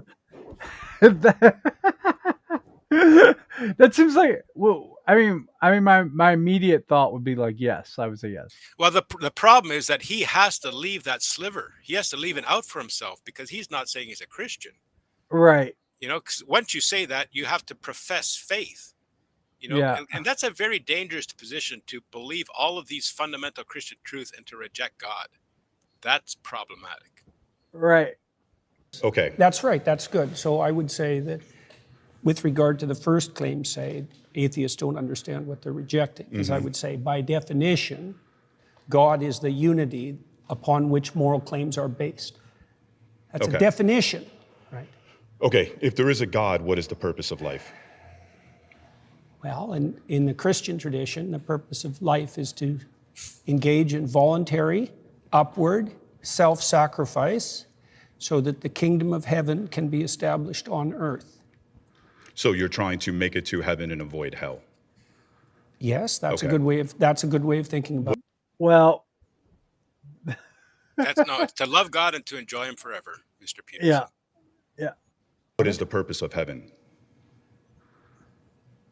Do you understand? Well, so here's the deal. At we minimum, can get it's into the an opposite infinite. of endless suffering. How about that? And so should we not try to achieve infinite suffering on planet Earth? And if we can achieve infinite suffering on planet Earth without God, avoiding it, if we can do that without God, then that. I'd just say, well, what is suffering? Right. You can't even define it. Yeah, I can't even define it. Yeah. Does that defeat your claim? Well, yeah, except that it doesn't. Reformed Saint on Kick says, atheists, do you believe these fundamental truths? Jordan Peterson, maybe I could. Who knows? What do you think?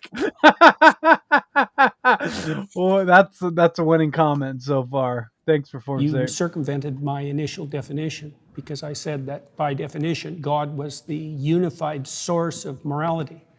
And so if we engage in a moral exercise. And when you're talking about morality, though, when you really reverse engineer it and you get it down to its root, you're a psychologist. You notice how really he says seems that. like it just a has to quick deal aside. with. He says God is a unified source of morality, when he just denied that when they asked him. He denied saying that explicitly. He left wiggle room. And now when he defined it, he left no wiggle room. And he does that quite a bit. So he makes statements that make him sound like a Christian.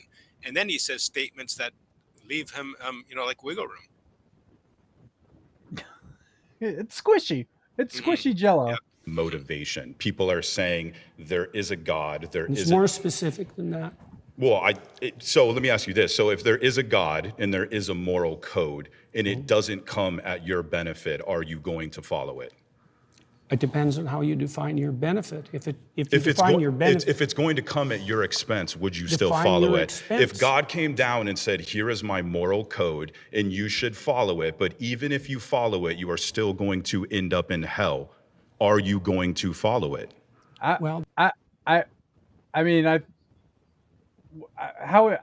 It's God. I would say he's already come down with his moral code. Yeah, right. And there are aspects that it would be a lot more fun not to follow.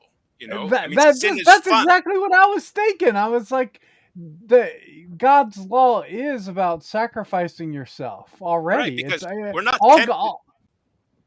tempted to jump in front of a bus because that's not fun. But we're tempted to do other things because they are fun. The world entices us to try to entice us away from God. Yeah, and yes. And so in a sense, God's law or God coming down and telling us to do stuff is already detrimental to ourselves. And by the way, the question is, would you follow God even if he would throw you into hell at the end? Of course, God does not do that, but I would say yes. And if they ask me why, I would say because he is worthy.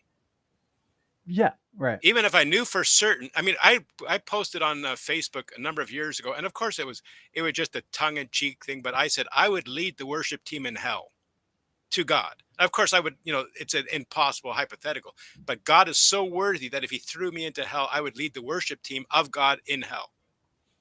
Of course, impossible hypothetical. I get that for the people that are freaking out at home right now, but God is worthy. Whatever he does, he is worthy. Yeah. Real quick, Wi-Fi Gospel says the running to the chair is staged, by the way. I know a few people have been there and they don't actually fight for the chair. It's just for the show. Oh, why do you got to ruin everything, man? Isn't anything on reality television real anymore? I love The question Wi-Fi that was Gospel, put by to the way. Jim- I was on his TikTok a couple times. All right. Oh, okay, awesome. Well, I first time I'm hearing of your Wi-Fi Gospel, so thanks for joining. Job and to Christ, right? But- Because they okay, were but- required. but Hang on, I'm answering asking- your I'm question. They were required to withstand trials that would break anyone and maintain their upward orientation regardless. And they did that with Yeah. the motivation of believing that this omnipotent, all-loving God would somehow turn it into a Omnipotent. benefit. So they still did it solely for their benefit. So No, when you, not well. yes, let's they define. did. Yes, hang they on, did. Hang on. If- Let's if- define benefit. Like, if I did something for your sister, would that be to your benefit? Like, how are you defining your benefit? Do you mean one of your whims gratified now? Or do you mean you and everyone you love and know over some reasonable span of time? Like, So what do you mean by you? when you're talking about whims, I think you're talking about something that's more dopamine. When you're talking about morality, you're talking about something that's more serotonin and more ultimately satisfying. So you and I agree on a lot. I mean, when it comes to talking about how men should be masculine and things of that nature, you and I are 100% in agreement. We just don't agree on the justification that God is the only thing that provides morality. It's not a justification, it's a definition. What's the difference then between a definition and a justification? I mean, it's ultimately No, I said- psychologically the same thing. Well, we have to define what we're talking about before we can just debate. Okay, well, right? so And here's my I position. said that God, among other things. I'm actually a non-theist. I'm not an atheist. I believe the human condition is one of uncertainty. And what that means is that I don't believe that you can conclude there is a God with certainty, and I don't believe that you can conclude that there is a God without in the same position. Now, Is he with certain that, of that? I don't. Yeah, right. And at the very beginning of this clip as well, you know, one thing that Jordan Peterson didn't jump on because he's not from the Reformed faith either, but they talk about an all-loving God. God is not all-loving. God Right. is love, but God also hates. And I say, you know, for people that have children, if you loved your children, you would hate anything that came against them. Well, in order to be just, God must also hate. So God is not all-loving, but he is love. Don't care. I still wake up every day and I have motivation to be a moral person. Define moral. Moral, what I ought to do. Okay, and how do you And come what to that I ought to conclusion? do, ultimately, it comes down to what not just benefits me, but what benefits the entire planet, what benefits the entire system. I think that your entire moral perspective comes from linear thinking. And when you look at the reality of the universe, it's actually more so holistic. So when you look at how Aristotle defined God, when he said that there had to be an unmoved moved or an uncaused cause, he was defining God from a linear perspective. And you do the same with morality, and you do the same with purpose. How does my I reject definition of that. morality? How does my definition of morality hypothetically differ from yours? Because you're saying that there's something that exists in a vacuum, that it exists in and of itself, and nothing in the universe exists in a vacuum. Nothing exists in and of itself. It's a whole It systems-based sounds morality. like he's omniscient. He would have to know everything in order to know that one thing, right? Yeah, Mm-hmm. that's exactly right. Yeah, I was thinking the same thing. It's like, well, how do you know? How do you know that? It's a systems-based reality. Is there a and hierarchical that is what the structure? quantum Is there a hierarchical structure? Are some things more important than others? are some things. I think some things lead to more benefits than Then, others. by your own definition, some things are more important than others. Yes. Okay. Okay, What let's is pause there. You've been voted out by the majority.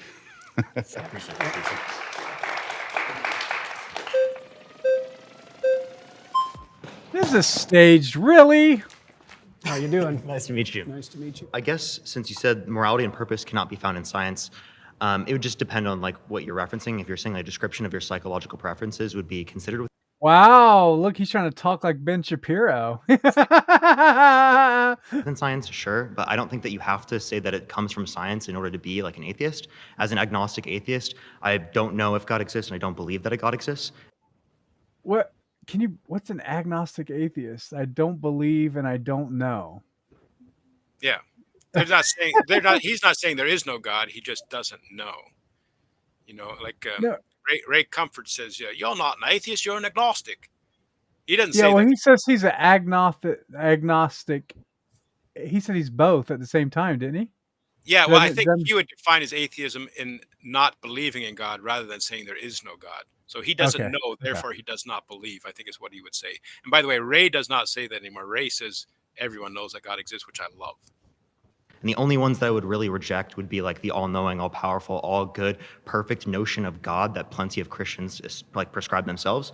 So I guess How is that relevant to this claim? you're basing a position of morality and purpose in some like notion of God that isn't the same type of notion of God that typical Christians would prescribe. Your notion of God is What typical Christians? Yeah, typically when I talk to Christians, they say that they believe in an How all-knowing. about Cardinal Newman, who defined God as conscience?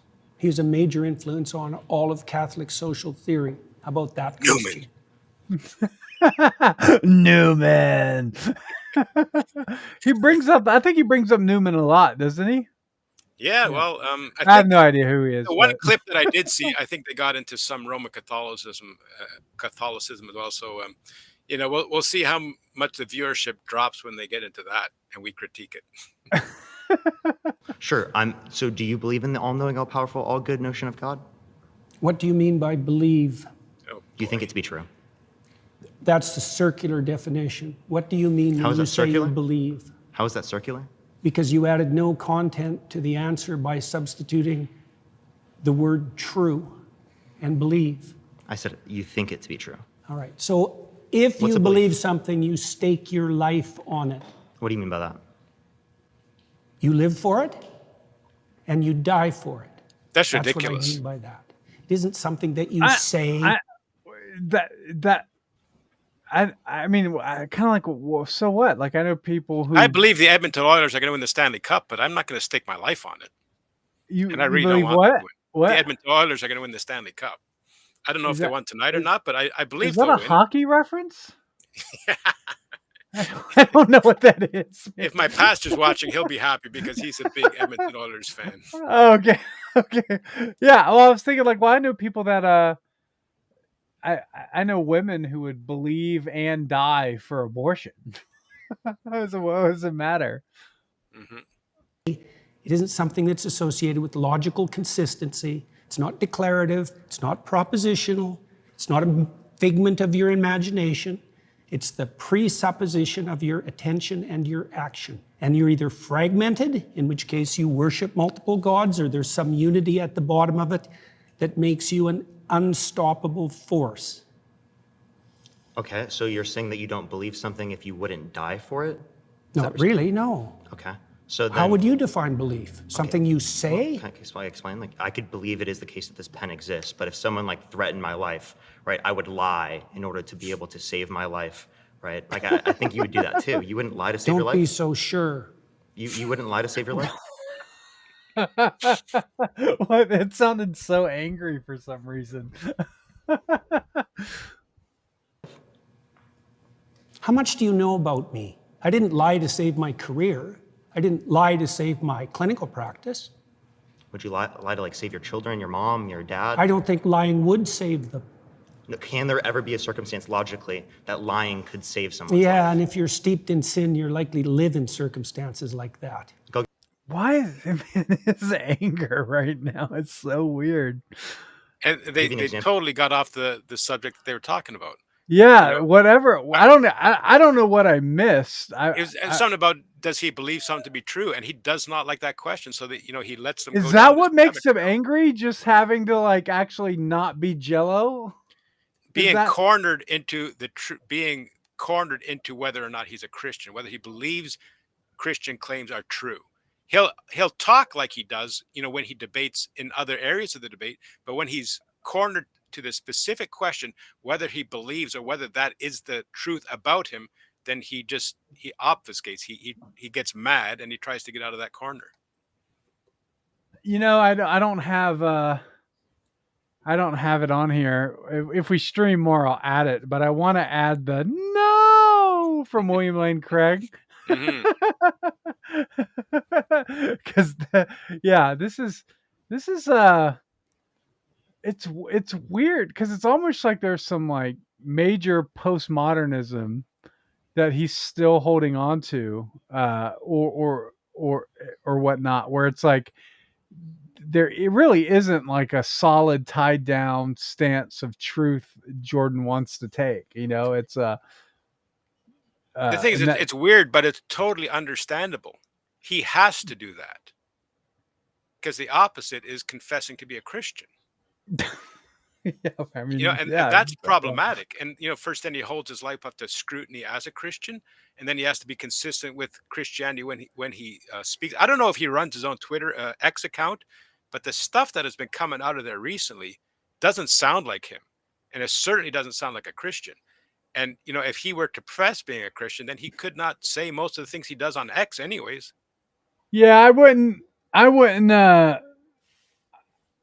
I would be very, very shocked if any major Twitter X influencers actually run their own account anymore. Right. I think they're all run by probably one agency. Well, well, if whoever you're, took like, over as his in, like, recently Nazi is Germany- doing a terrible job. Probably, yeah. Okay. And I don't even think I follow Jordan Peterson on X, so I don't have any particular reference point. But I believe you. Well, I have this weird idea that someday I will get to speak with him. So I follow him to leave that channel open. Yeah. I would hope. It would be really interesting conversation to see someone. To see, I mean, even if it's private, I wouldn't even Right. just public, but it'd be really interesting to see that sort of, another Christian talking to him, and I would say lovingly and encouragingly, Right. challenging him to just not be a coward and to The thing is, just I feel stand for him on a because position. yeah, I feel for him because the inner turmoil must be excruciating. And I remember I was at John Speed's place a number of years ago. We were watching a documentary, and these young men were coming up to him, adoring him and thanking him for what he did, how he changed their lives, and he took it all in. And I thought, that's very dangerous and it's very troubling. And I thought at the time, and I don't know if that's the case now. I know he's been through some issues, but I love the man and I want him to be saved. But when you take those things upon yourself, I think that's the type of thing that you could come crashing down. And I think that, is something that it could even lead someone like that to be suicidal. I hope Yeah. that's not the case. But when you take on the praise, I think of, in Herod, I think it's in Acts chapter 13, that he did not reject his followers when they were praising him, and worms ate his body and he died. And I think Jordan Peterson needs to give glory to God. And, right now, I don't see him doing that. is the case that there's like Jewish people in your attic and you're trying I to know protect the them? example. Would you lie to like the Nazis? If I they're would have done asking? everything I bloody well could, so I wouldn't be in that situation you to lie? begin with. It's a hypothetical, and it's You not can't answer answerable. hypotheticals? No, I can't answer a hypothetical like What? that because Did it's you eat far. today? Look, Did you eat don't today? play games. I'm not playing a game. I'm just Yes, asking if you you ate are. it today. If you present me with an intractable moral choice that's stripped of context and you back me into a corner, you're playing game. I just told you Hypothetical? I would do everything that I could to make sure that I'm never in that situation. By the time By the way, you for got there, the people that are watching, when this comes up, Doug Wilson did an excellent sermon on that a number of years ago. But one thing that really stuck with me, he said, deception is to lying as killing is to murder. That's And I exactly thought right. I was going to say the exact same thing, but brilliant that there is no biblical justification for lying, but there is biblical justification for deception. And Yeah, there are a lot 100%. of Christians that don't like that, and I respect that, and I love my Christian brothers. But my question to them is, I said, do you leave a radio playing in your house when you go on vacation? Do you put your lights on a timer? And they say, yeah. I said, how dare you deceive those criminals who want to break into your house? So there is Look. justification. Look, I've said it before. It's I think Doug actually says this in his article, maybe, but it's not a sin to fake a pass, right? Right. Well, and It's there's like- lots of deception in scripture where they sent raiding armies, Right. around one, so that there is biblical justification for it. Yeah, And, Rahab lied, and she right, was and so considered I a used saint this. for it. No. I used to say that God praised the faith, but not the deception. But I don't say that anymore. I say that there is biblical justification for deception. And then people say, well, how do God not know God's not lying to you? Well, scripture, God never deceived his people. He never deceived the elect. He only Right. deceived the unbelievers. Right. Or sent deceiving spirits. God did not do that himself. Right. But see, I mean, I don't think Jordan would ever get into that conversation because that requires a premise that everything in the Bible is true. And I don't think I don't know him, but I don't think he would say everything in the Bible is true. So he wouldn't even go that route of that way, right? No, because again, then it's an admission where he doesn't want to go. Right.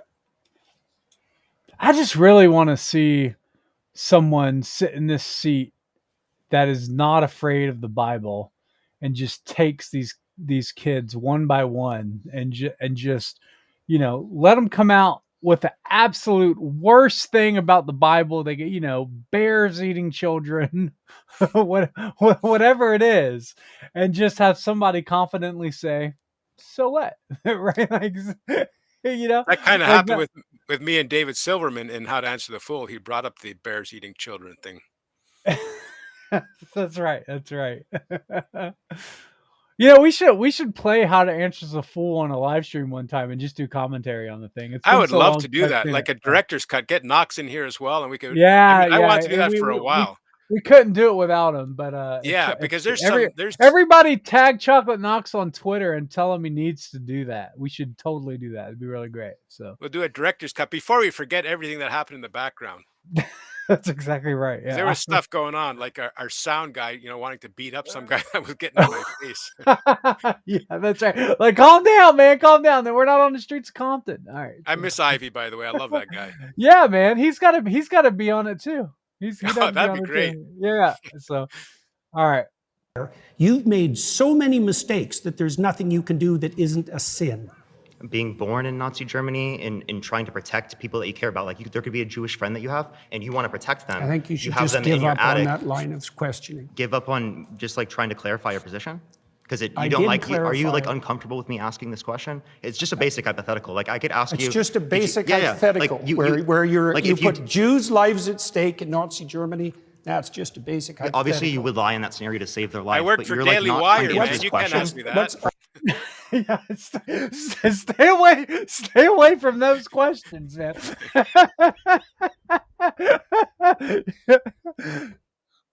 For some reason, I just told you why. are you anti-fascist? Like, so you're Why anti-fascist? are you asking that? I was just asking, just clarifying. But like, okay, again, you're not answering this hypothetical because you know it shows that you clearly would lie to save I'm someone's life. answering it in Obviously, a that's manner not you what don't truth is. find acceptable. Obviously, because I care about you're- truth. I wouldn't be in that scenario. Obviously, right? Logically, because that's No. already happened. Like that's in the past. You don't have a time travel device. We're bringing this logical hypothetical up to show you that in some circumstances that do happen within the real world, you would lie to save people's lives. So your definition of truth isn't actually how we're typically using it. So what you're trying to do is you're trying to muddy the waters when I ask you, like, do you believe this? Do you think this to be true? So you don't actually have to answer the questions. And plenty of Christians don't like that because they clearly see that you don't really like want to be associated with I can Christianity. with that imagine respect. that I was in a situation. He's right. Exactly. The atheist is right. He doesn't really want to be associated with Christian thought. Yeah. Yeah, it was where a very the good best- critique. Yeah.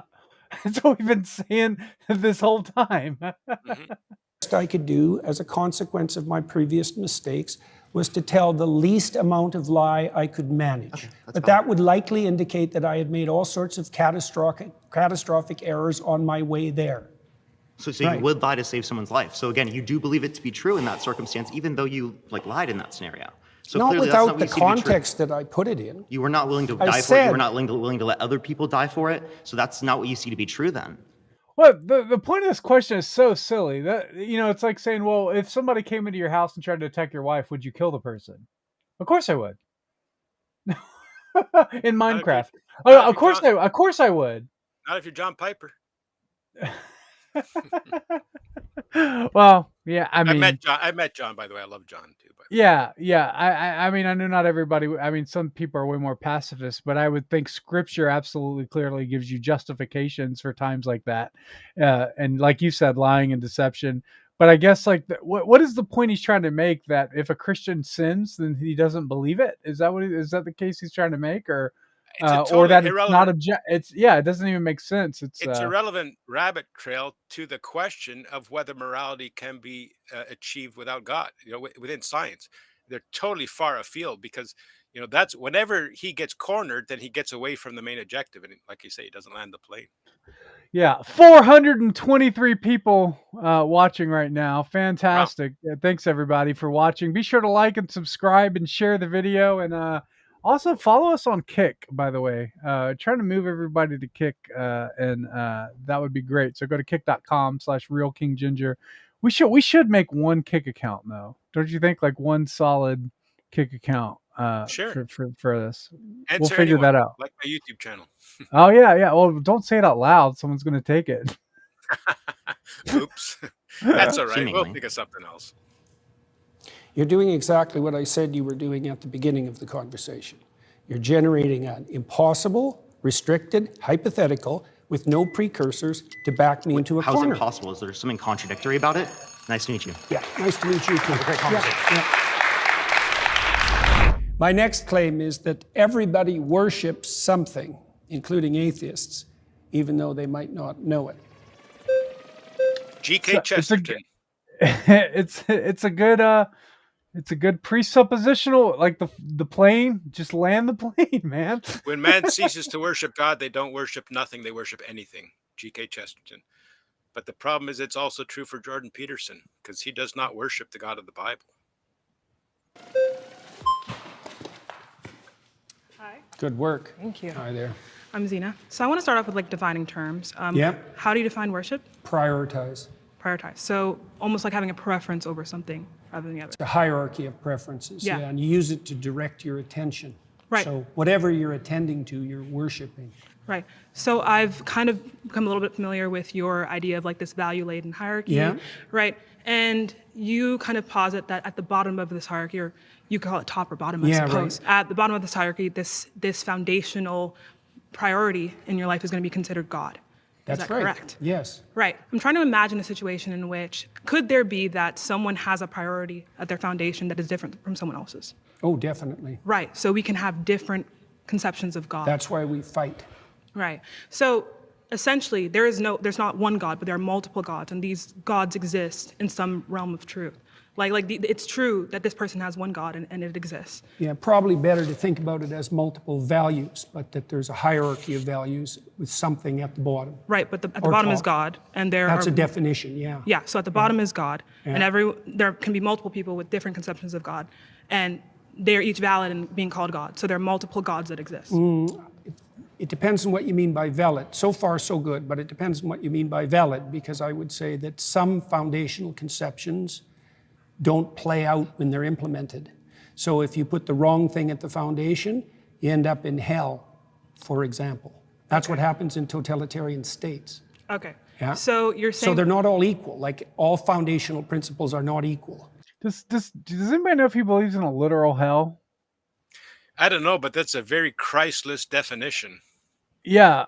That's exactly what I was thinking, because it seems like anything that's awful or poorly managed turns out to be a hell, and therefore not bringing heaven on earth as he would claim. So Even though they might be equally foundational, right? So what makes one kind of foundational tenet better than another one? That's an excellent question. Iterability. Imagine that you play a game with someone and you're a kid, and it's fun. So then you play again and again and again. So Well, then repetition. it's playability across multiple iterations. So then you have a friend, and a friend is better than having a game, right? So that's one. Breadth of application is another. So if it's just for me now, it's not as good as something that would be benefit to both of us across time. Right. So we're explaining characteristics that can be applied to these types of foundational values. But why is it that this iterability makes it better, and what does better mean? Well, one hallmark of better is likely to be selected voluntarily. Right. So See, it's these are invitation- brutal. Wow, these are unchristian definitions of better. I mean, that's the second one that he's given in a row. That's likely not to better. likely to be accepted voluntarily. I could think of I mean, abortion is accepted voluntarily. It's not better. Like, I don't understand what that means. Like, that can There's mean lots of anything. evil that flourishes. That doesn't mean it that it's better. Yeah, I mean, you're likely to accept a very hot sauce just for the fun of it. That doesn't make it better. I don't even understand what that means. Yeah, I would just say that which is better is that which closer conforms to the will of God. Yeah. Very Descriptive kind simple of to answer. Hey, Wi-Fi Gospel says, not to be a buzzkill, but live viewer numbers on X are total views, not concurrent. They like to inflate numbers. Well, thank you for being a buzzkill, Wi-Fi Gospel. Blocked. No, Remember when I said I liked him? Yeah. Yes, I just said he likes you. Now go away. Okay.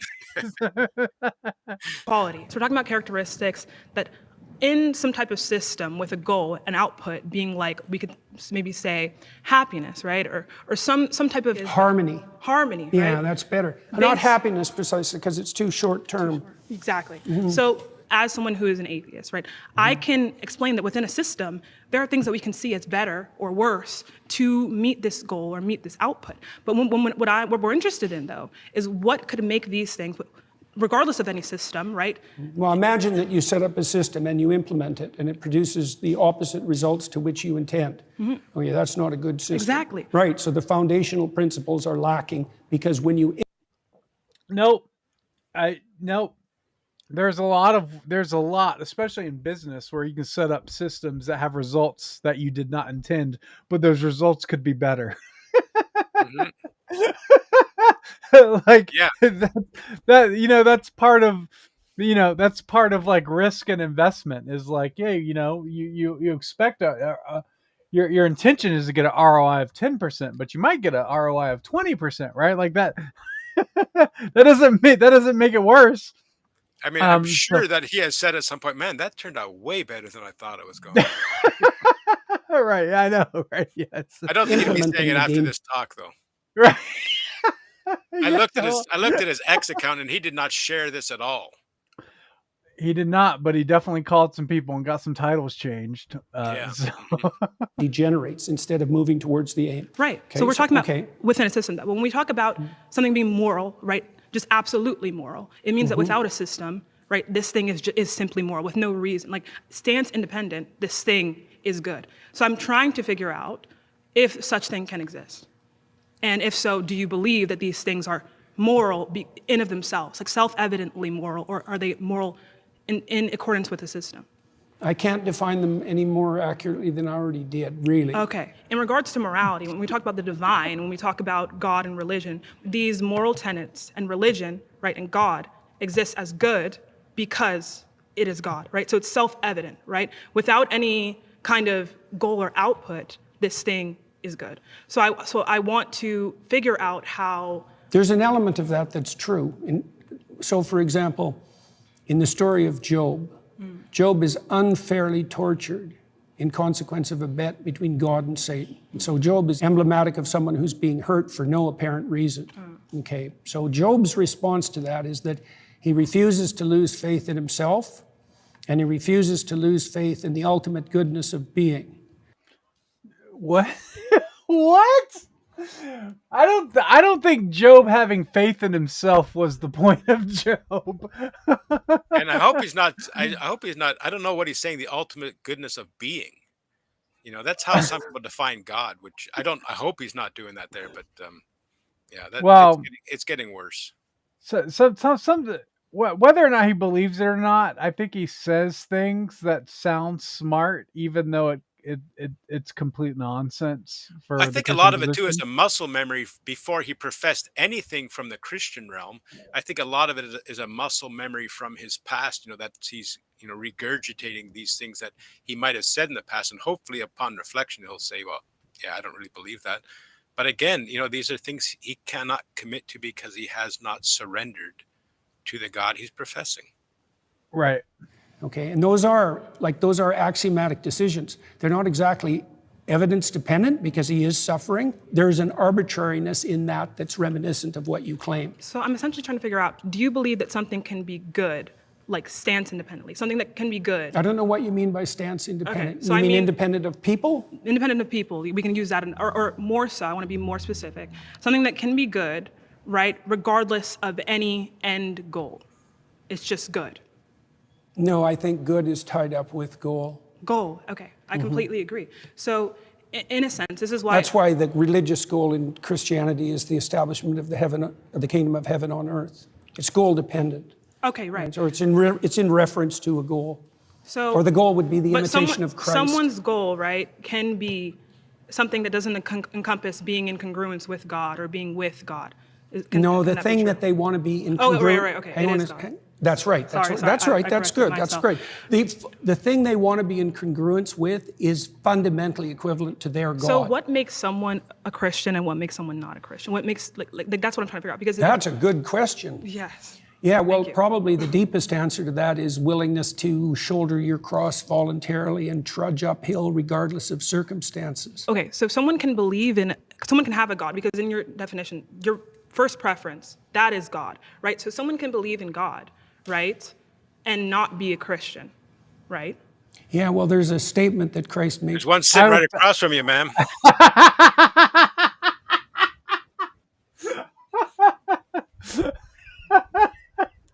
You know what? I don't even remember what I was going to say to that, but yeah, it doesn't get better than that.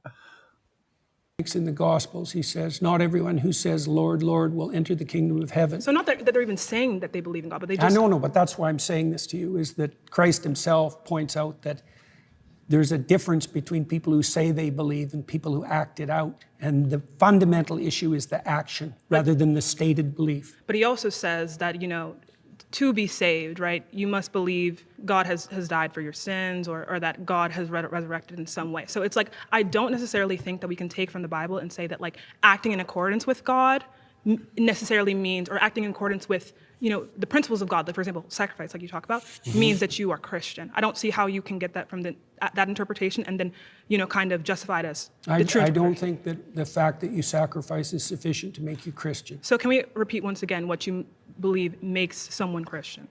There's many things, but one of the most fundamental is that you believe that the cosmos itself is founded on the principle of voluntary self-sacrifice. Best founded. Let me offer you a contrary example. So I could assume that power rules. And so that my assumption would be, if I can make you do it, I win. Right, and I can found a whole society on that, and that happens a lot, by the way. And that's also how societies tend to degenerate. And so that would be a society that was founded on the principle that you get to sacrifice and I don't have to. Right, now the contrary to that would be something like you give up voluntarily and with courage all the things you need to situate yourself properly in relationship to the future and other people. Right. So then there's a harmony. That's why I talked about harmony earlier. So you navigate your life, right, in accordance kind of to this principle of self-sacrifice. Can I say it in that way? Yes, you can definitely say it that way. That's exactly right. And navigate is the right term. So someone does not have to have any awareness of Christ, of the story of Jesus, but let's say 60% of their actions, right, or more, whatever kind of metric you want to use, are in line with this self-sacrificial. So the Christian thinkers of the Middle Ages dealt exactly with that problem when they were talking about the pre-Christian philosophers, for example. And they noted the similarity, let's say, between pre-Christian Greek thought and later Christian thought, and presumed that there were moral actors outside the Christian domain. Right. So is that person Christian, though? Is that person Christian? Well, to some degree, again, that's a matter of definition, because they wouldn't be proclaiming Christian. It goes to what Reformed Saint says right here. How can someone sound so smart but make dumb statements like, what's a Christian? That's a good question. Christian propositions, but they're acting out the pattern, right? So so imagine that full Christianity would involve a dozen things, and you can imagine someone who knows nothing of Christianity, say, acting out 8 of them. Right. So then they'd be 8/12 Christian or something like that. Christian. Well, oh man, 8/12 of a Christian. Where does that number come from? You're either Christian or you're not. 8/12 Christian and 100% hellbound.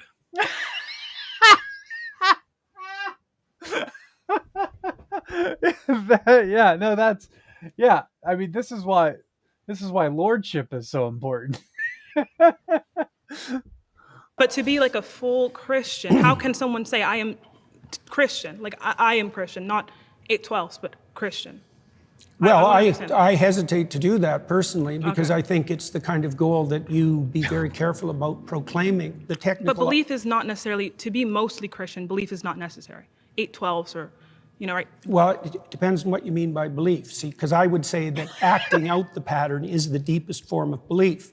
Now, you could add to that what you say. So, maybe in the optimal situation, how you act and what you imagine and what you say, they're the same. Right? But you can imagine a hypocrite who says all sorts of wonderful things and does nothing, and you could imagine another person who acts in a very positive manner but proclaims nothing. So what I'm kind of seeing is like a descriptive, a really comprehensive but descriptive analysis of human action, human thought, and by which we can characterize people and put people in boxes. But I don't see. Why in boxes? Like, when I say in boxes, I mean like I can categorize you based on your actions, not based on necessarily what you say, but based on your actions that you are more so or less so Christian, right? Things like that, right? So we can categorize people as Christian. Well, I would say more or less voluntarily self-sacrificing. But that's also what we came to, though, is that someone can be like 60% or 70% Christian based on. But people don't even have to be. They could be 100% anti-Christian, and be self-sacrificing. Mm-hmm. Right? Like, I mean, like you have people that like murder their wives and children in Minecraft, and then they go and do something with themselves, in Minecraft. So there's a lot of self-sacrificing that can happen for very evil and awful reasons. So like it seems like self-sacrifice is like his real key standard for I guess faith, however he defines it. But it doesn't seem like it's like it could go both ways. Yeah, I would not be surprised that there's historical accounts of unbelievers jumping on grenades. It does happen. Right. But that's right. Especially instant heaven pass. Yeah. Especially in this exchange here is one thing that I've said about Jordan Peterson from the beginning, why he's so popular, is because he offers a Christless Christianity. So much of the truth without the responsibility and without the Savior. And that's why he's popular. But I think I'm thankful for stuff. It's pure intellectualism. Yeah. It's just it's a way for people to sound really intelligent without like there's no consequences for it, right? Like, so the thought process, there's no consequences. It's why he gets mad when you try to pin him down on like, are you a Christian? He gets really mad because there's consequences for that statement. But thinking about God and thinking about how God could be real and how God could be true, there's no consequences for that. There's it's not going to place you in a situation of losing your relationship with Ben Shapiro, who's a Jew who doesn't believe in Jesus. Right. So it's a real consequence free form of I don't even want to, like, it's not even evangelicalism. Like, no. It's not even at that level. Like they call it evangelifish. It's not even there though. Yeah. Because a case could be made that the evangelifish actually believe in the God of the Bible. Yeah. They're just cowards, and that's their sin point. But this is not even, like, it's not even at that level.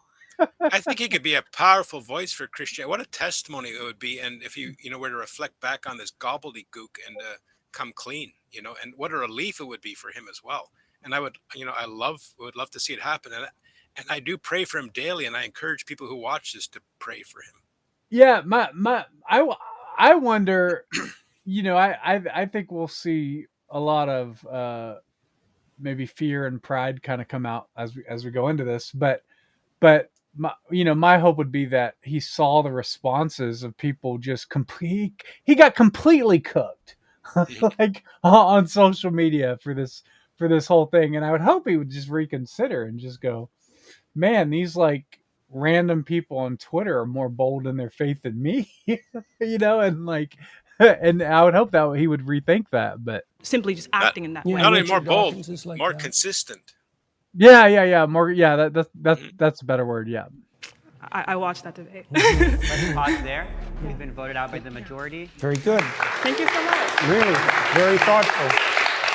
Very thoughtful. Hey, Dr. Here it Peterson. is. How you doing? Here it is, guys. What's your name? Here it Danny. is. Danny. You're saying atheists worship things or people or places, whatever. Can you be very clear about your definition of worship again? Attend to, prioritize, and sacrifice for. Okay, that's it. That's your understanding of worship. Well, I could flesh it out, but that'll do for the time we have. Okay. Do Catholics attend to Mary?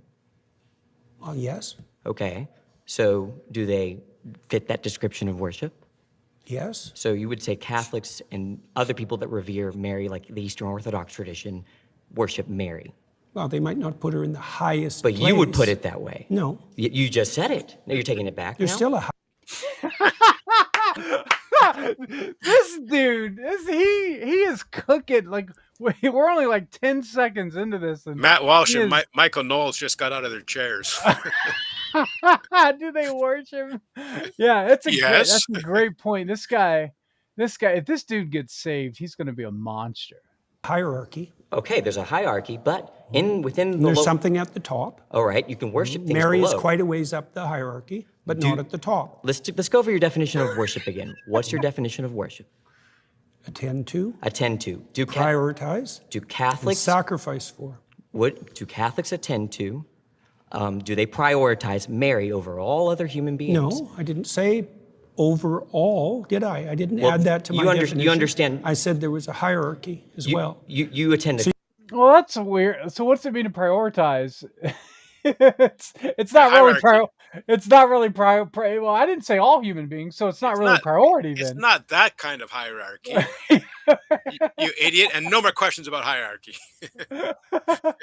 So you can attend to something trivially, or you can attend to it deeply. Okay, now you're adding stuff to the definition, but your original I definition. added the hierarchy part at the beginning. Are you just familiar? didn't understand it. Are you familiar with the Immaculate Conception? Why is that relevant? Because you go to a Catholic church, don't you? Or you've attended recently. You're interested in Catholicism, aren't you? Sure. All right. Are you familiar with their doctrines? Somewhat. Okay, you're Their familiar. doctrines are very how do they deep. regard Mary? Why are you asking me that? Because you're a Christian.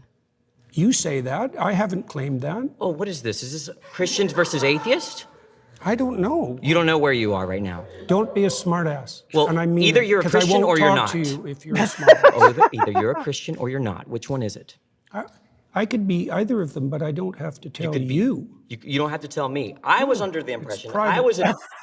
It's private. It's private. Is it though? I mean, like, well, I mean, obviously, like, not. It's not a private thing, or Christianity is not a private faith. I think it's private. but- You have to keep it under a bushel, right? Isn't that somewhere in the Bible? Keep it. Oh no, wait. Keep it under a bushel. Oh yes, I'm gonna burn it out. So Snuff it out. so I'm gonna snuff it out. Yeah, I'm gonna snuff it out. Snuff it out. snuff it out. Snuff it out. Snuff it out. Oh man. Yeah, Hide it under a bushel. Yeah. But you're on one of the biggest, most popular social media YouTube content channels there is right now, debating atheists, and you're saying, "Oh no, my Christianity is faith." No, it's not. Your Christianity is private. It's not private. The moment you walked in the room and the cameras cut on, and you agreed to do this. Well, the thing is, the minute. Just the minute remember, guys. They changed the name of the title. Now, some people have said that Jordan was not told the name, but I've also heard that he for sure was. So I don't know the truth behind it, but I don't think it doesn't matter because I mean, anyway, it doesn't make him look better, the fact that he agreed to do it but didn't want it to be called Christian. Like, it's not any good. But here's Matt Bell 87 says, "For whoever is ashamed of me and my words, of him my Son of Man will be ashamed when he comes in his glory and the glory of the Father and the holy angels." Luke 9:26. Yeah. What's private Anyway. about it? I mean, when they said, what if Nazis, you're hiding Jews and Nazis came to your door? Would you lie to them? It's private, buddy. Private. Don't ask me. It's private.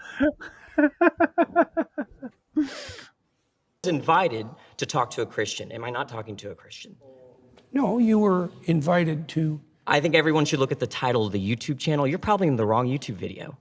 You're really quite something, you are. Aren't I? But you're really quite nothing, right? You're not a Christian. Okay, I'm done with him.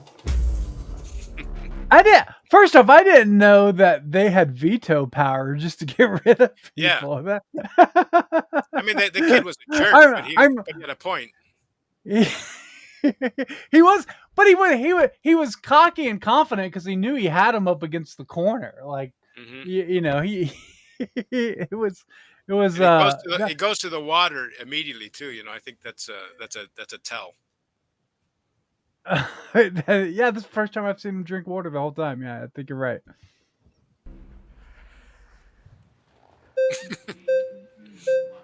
Oh, he's mad now. Yeah.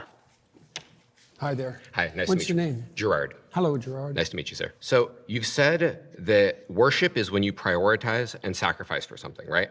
Yeah. Okay. But there's a hierarchy in there. Sure. So I prioritize and sacrifice for my wife more than I would prioritize and sacrifice for a random person on the street, right? Probably, yeah. Presumably. Do I worship I don't know. my I've wife? seen some pretty bad marriages. Assuming a good marriage, are you saying I worship my wife? I'm trying to define worship. Well, that's what I'm asking. So prioritize and sacrifice. I do the those higher things. it is in the hierarchy, the more what you're doing is akin to worship. But even in your trivial acts of attention, you're prioritizing and partaking in worship, even if you don't know it. So I am And it's prioritizing. partly, well, with regard to your wife, say. So why do you value your wife? You do value your Yes, wife. I love her. So I prioritize and I sacrifice for her. Right. So that's within the confines of love, let's say. Sure. What else does it serve? What else does what serve? Your love in your marriage. I mean, I'm married to my wife because I love her. That's Yeah. also why I prioritize and sacrifice for her. I certainly wouldn't think I work. Oh, real quick, Si, how would you? What's the definition of worship for you? Because I don't think it would be this. It'd be closer to that, but I think that there would have to be an element of worshiping God, like we're forbidden to worship idols and things like so. But I do believe that because the whole idea of the violation of the second commandment and images of Christ, and the reason that they can have images of Christ, or we're not supposed to have images of Christ, is that in some infinitesimal degree they invoke worship, even if you might not be that keen or paying attention to that. So I think there's a subtle way in which he's correct in defining worship, but I would include the worship of God, though, the worship of God as a deity rather than just prioritizing, because I would not consider that to be worship, because when you have that feeling towards a spouse or so, you're not violating the commandments of God. But that's what I was thinking, because if you would prioritize, revere, is it revere and sacrifice? Is that what it was? Like those three things can be done rightly, and it's not false worship like my wife isn't a god. Right. I would not. I would say it's a non-sinful worship. I would kind of agree on that point about the prioritizing, because it's just that when we do it like to images of Christ and stuff like that, that becomes sinful. But I don't. Right. I think it's like a hierarchy, like we be putting something above God, or right. So I don't really have a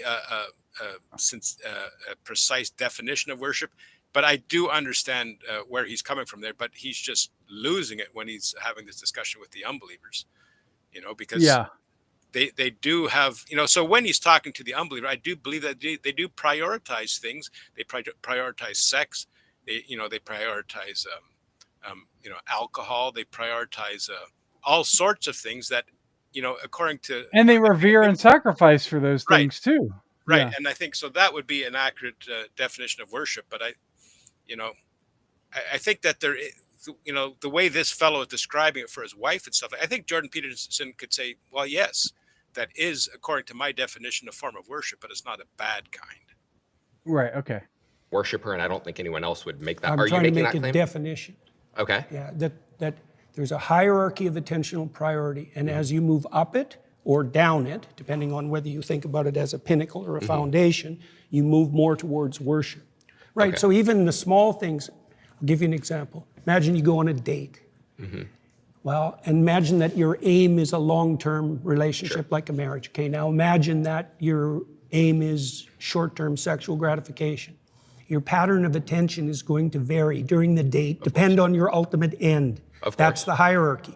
The way that you attend to your wife is dependent on your ultimate aims, even if you don't know it. So at what point is it worship? Because it sounds like you're saying It's worship is almost a shades. spectrum, right? Or it's By the way, that guy they just showed reminds me of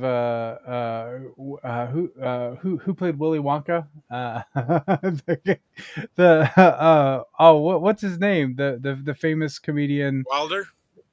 Well, yeah, Gene Wilder. Yeah, he looks like a little Gene Wilder. Anyway, I tell you, man, there's some Chocolate Factory haircuts in that group. Hey, man, that's called the Gen Z broccoli cut. Wow. I mean, the whole group is a bunch of wow. a binary. It's not a. It's kind of like that's a good question. It's like when is it worship as opposed to just I love my wife? the closer you get to the top or the bottom, the more it's more like how worship. close to the top, because I don't think I worship anything. And if you're saying I have to hit a certain threshold for it to be worship, it is possible I don't worship anything then, right? It's not possible that you don't worship anything. What do I worship? Because you wouldn't attend. Well, love. So you think I apparently. worship love? Do you attend in consequence of love? I See, do. I'm trying to define something. What do you mean worship? I told you what I meant. What do you mean? So I mean, something you worship is something that you have a reverential view for in a manner in which you believe it to be above and beyond normal things you like. Like you So do presumably you have worship that God. attitude towards your wife? I have that Do you attitude. privilege her compared to other women? Of course I privilege her compared to Okay. other women, but I don't worship her. Nor Well- does she worship me. By the definition you just offered, yes, you do. Because you just offered a definition that involved prioritization and elevation. Well, and thinking that she is divine above and beyond what a normal natural women- phenomenon can be. Not other women, no, beyond any human being could ever be. I will prioritize her over See, any you're other making human, but I the don't assumption. think that she is some You're making supernatural the being. assumption that only the thing at the top or the bottom has anything to do with worship. And I'm saying that's not true. It's a hierarchy of prioritization. And there's something, there's either something at the top. Jordan Peterson could easily say you worship atheism and you worship yourself. Yeah, he's not though. This guy named Nate Warner says Jordan is so curmudgeonly. Yeah. Or the bottom, depending on the metaphor, or you're fragmented and confused. Those are the only options. So let's say you're I'm either going in many directions, Okay. or you're going in one direction. So let's suppose I'm fragmented and confused. Then you Yeah. agree I don't worship anything. No, then you'd worship multiple things. So what's the threshold when it's worship, right? I prioritize a lot of stuff. I said that the closer you get to the pinnacle, or the How closer close? you get... Can you give me some sort of metric? How close do I got to get to this pinnacle? Do you know the difference between cheap literature and deep? I think in order to answer this question, Jordan Peterson has to have an understanding of what is right worship and what is wrong worship, because this isn't going anywhere. Not only that, I mean, he could question the fellow about his ultimates. What is your ultimate authority? Right. You know, and the thing is that according to both definitions would be worship, because that's not something that they'd be prepared to give up or let go. Right. Deep literature? Yes. Okay, that's the same issue. And how do you distinguish between them? What's the difference between cheap and deep? I mean, it's really an opinion-based thing, right? Is I mean, it? So it's just an opinion that plenty of- Dostoevsky is better than a porno magazine. Well, I've spoken to people who think To Kill a Mockingbird's cheap. It's one of my favorite books. So, I mean, people will differ on Well, opinions. just because people are stupid about things doesn't mean that their opinion is valid. That's certainly Do you, true. well, I do let agree me with ask it. I you, agree with that. Okay, well, do you think there is a hierarchy in literary quality? I think that there is a hierarchy What? to an extent in literary quality, but I think once you get to a certain threshold, it is just opinion. Like, I agree. Dostoevsky Okay. is better than a porno mag, but is F. Scott Fitzgerald Why do better you than think Ernest that? Hemingway? I don't know. Yeah, fair enough. Why do you think that? Because of what a book is, what literature is. Dostoevsky, he follows what literature I'd say because there's an objective standard for what is good. That's how you can make that case. is the purpose of more than the porno magazine. Okay, does. good. Well, So it's about purpose and so let me, definitions. yeah, sure. Let me give you an analog then. Okay. The depth of worship is analogous to depth of literary significance. And the closer you get to what's deep, the more religious and worshipful your practice. So to and maybe use you your don't know what's at the bottom, but something needs to be, or you're confused. Well, so to use your analogy, then, how deep do I have to go for it to be worship? Do I have to be Catcher in the Rye? Do I have to be War and Peace? Or It depends on what Twilight you're enough? seeking for. I'm seeking to know whether I worship something. You've claimed I worship something, and I Well, if want you to want know. to have a deep and meaningful life, then you have to go all the way to the bottom or the top. And insofar as you're capable of doing that, because otherwise you'll be fragmented and miserable and anxiety-ridden and hopeless. He has these mood swings, man. It's like this normal conversation, and then it becomes angry old man. Like, it's when he's losing. So I have to worship something to have a meaningful life. And if I There's worship no multi- difference between those two things. Okay. They're the same thing. So if I don't worship anything, my life will not be meaningful, correct? Well, that's the definition of nihilism. Okay. So if I'm a nihilist, I don't worship anything. That's true. And then you... Okay. You just said everybody worships something. I think you've just agreed there is a class of people that doesn't. Well, they're incoherent in their worship, and hand gestures like that aren't going to help. All right. Yeah.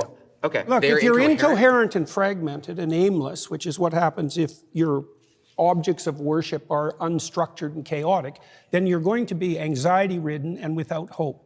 That happens. That's a technical argument. But there's happy nihilists. Oh, How do you explain that there are happy nihilists then? Because Well, you just said they the can't mere be. fact that you state that there are happy nihilists doesn't make it true. Like, what's your evidence that, how do you measure nihilism, and how have you associated it with happiness, and what's your definition of happiness, and have you compared them to religious people? Because if you do, by the way, it's clearly the case that religious people over the long run have better mental health. It's a well-documented fact in psychological literature. Sure. So your claim is just a claim. well, psychological literature documentation, man, you can't really beat that objective standard. Yeah, exactly. that makes it true. It doesn't stand on anything. So you disagree with the claim that there exists even one happy nihilist? I didn't say that. Okay, would you agree there exists at least one happy nihilist in the universe? It's not a question that has any meaning as far as I'm concerned, because it Okay. depends on what you mean by happy, and it depends on the duration that you're trying to calculate over. Now and then there's probably some deluded soul who thinks he's a nihilist who's momentarily pleased with himself. But as a long-term strategy to deal with the future, to get along with yourself and with others, it's sadly lacking. That's why Nietzsche... He should have just told him. He should have just told him that his view about happy nihilists is private. He doesn't mind coming out against nihilism. warned that when God died, as he announced in 1850, that people would be flooded with pointless, anxiety-ridden, hopeless nihilism. And that was what would attract them for example, to the false gods of totalitarianism, which is exactly what happened, because everybody worships something, even atheists who think they don't. Aren't there unhappy Christians or course devoted there are. believers? So worshiping something is neither sufficient nor necessary for happiness then? Well, terrible things can come your way regardless, and that does Okay. happen, but it's the case that... That wasn't even the premise of the question. Go ahead, expound on that some more. Well, the thing is, he says that everybody worships something, not that people are happy because they worship. That had nothing to do with the question. Right. When circumstances become deeply troublesome, that how you're oriented makes a big difference. So I'll give you an example. So the book of Job deals with the issue of unfair suffering. So Job is a good man who has everything taken away from him in the most painful possible way. To settle a bet, right? With Satan, Yes. yes. And so he makes the axiomatic presumption that he won't lose faith in himself or in the spirit of being itself. And that helps him remain calm and forward-looking through his time of trial. Doesn't he absolutely curse God? Oh, No, his wife tells him to do that. thank you. Thank you, sir. Yeah, good. My final claim is that atheists accept Christian morality. but deny the religion's foundational stories.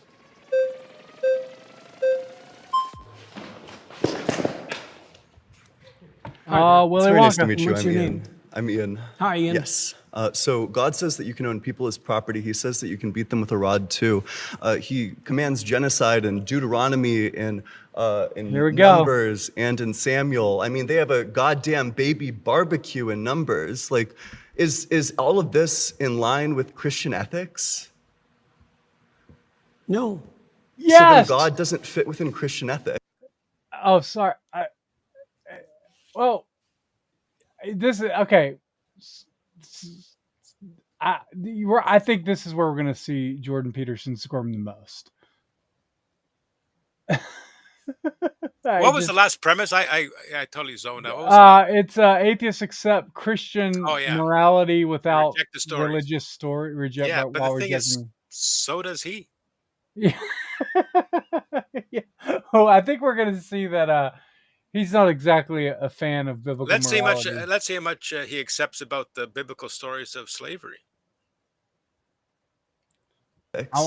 I'm excited. Well, the biblical library is a continuing story, and everything written in it has to be contextualized by the entire text. There's 65,000 hyperlinks in the biblical text.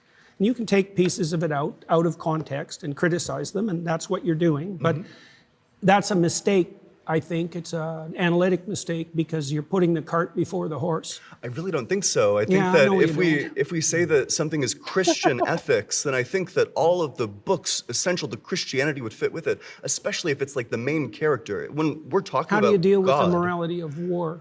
So how do you think you should deal with the morality of war? Sure. Because I feel like the morality, like I feel like Christian ethics, like this is kind of, I guess I just think it's like kind of an absurdity to say that God doesn't fit within Christian ethics, but sure, well, we can go on my ethics. That's totally fine. I don't know what you mean by an absurdity. What game are you playing with that Well, I just think question? that it's an absurdity to say that the Christian God doesn't fit within Christian ethics, that like the Christian I God didn't isn't say like that. Christian I ethical. said that the specific statements that you made don't take the context of the stories into account, and so that your analytical approach is faulty. Sure. Don't put words in my mouth. Sure, then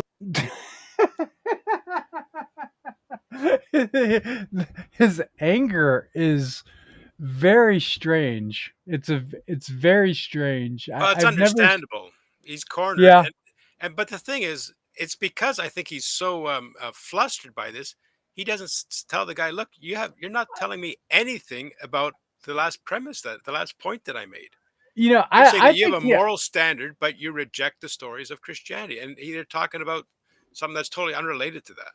Yeah, I think I think when you know, this is sort of like that you know, that ivory tower mentality is like, oh no, I have to go and like discuss these things with, you know, college age students, you know, who don't even have a degree yet, and they're completely cooking them. Yeah, the thing is, It's got to be embarrassing for him. He's got to be frustrated. he never has this attitude when he's winning, which is why we haven't seen that much. Yes, yeah. I think the mask is kind of comes off of this interview a lot. Yeah, It's, I mean, it's I very think fascinating. really, I think this is a beautiful thing, really, and I hope that God uses it to save him. Yeah. Let's go through the example. Yeah. So, and I apologize. So let's go through the example. So in 1 Samuel 15:3, God says, "Go and slaughter the Amalekites, slaughter the men, the women, the children, the infants." What's the justification for that? Is that in line That's a with good Christian question. ethics? That's a good question. I don't. Well, answer the question, Si. What's wrong with that? Yeah, because God is good, and that's what He decreed to do. Okay. Yeah, I mean, but the thing is, again, like I would say, I don't do Bible studies with atheists. If you want to come to our Bible study, we meet Wednesday nights at 7 p.m. and here's the address, and you can ask about, you know, why the slaughtering of the Amalekites was just and good, and I'd be happy to get into that. But that's not your problem, you know? And it has nothing to do with the premise of the last point. Right. Blood-soaked, saturated history of the human past. I don't know, and I don't think anybody knows. I mean, what you try to do in your own life, as far as I can tell, is to conduct yourself in a manner that makes such things much more unlikely. I totally agree. We're all saddled with the problem of the catastrophes that got us here, aren't we? Yeah, but this one was commanded by God. That's the problem. Yeah, That's well, what differentiates it from anything else, is that this one, it's God do you saying, think that go there's and ever do this such a thing? atrocity. Do you think that there's ever such a thing as a righteous war? I'm skeptical. I'm not sure. It would probably be situational. Well, I think what Jordan should just say to him is, so what? Right? Like what? Like why is that immoral? You had this guy here who's trying to make these moral claims against God without any foundation as to what's moral himself. Right. So, and it's just going completely over Jordan's head because he doesn't want to just be like, hey, that's the God we serve. He's a righteous God, and anything he does is right. You know? Yeah. Prove to me that God did not have a morally justifiable reason for ordering the slaughter of the Amalekites. That's right. Yeah.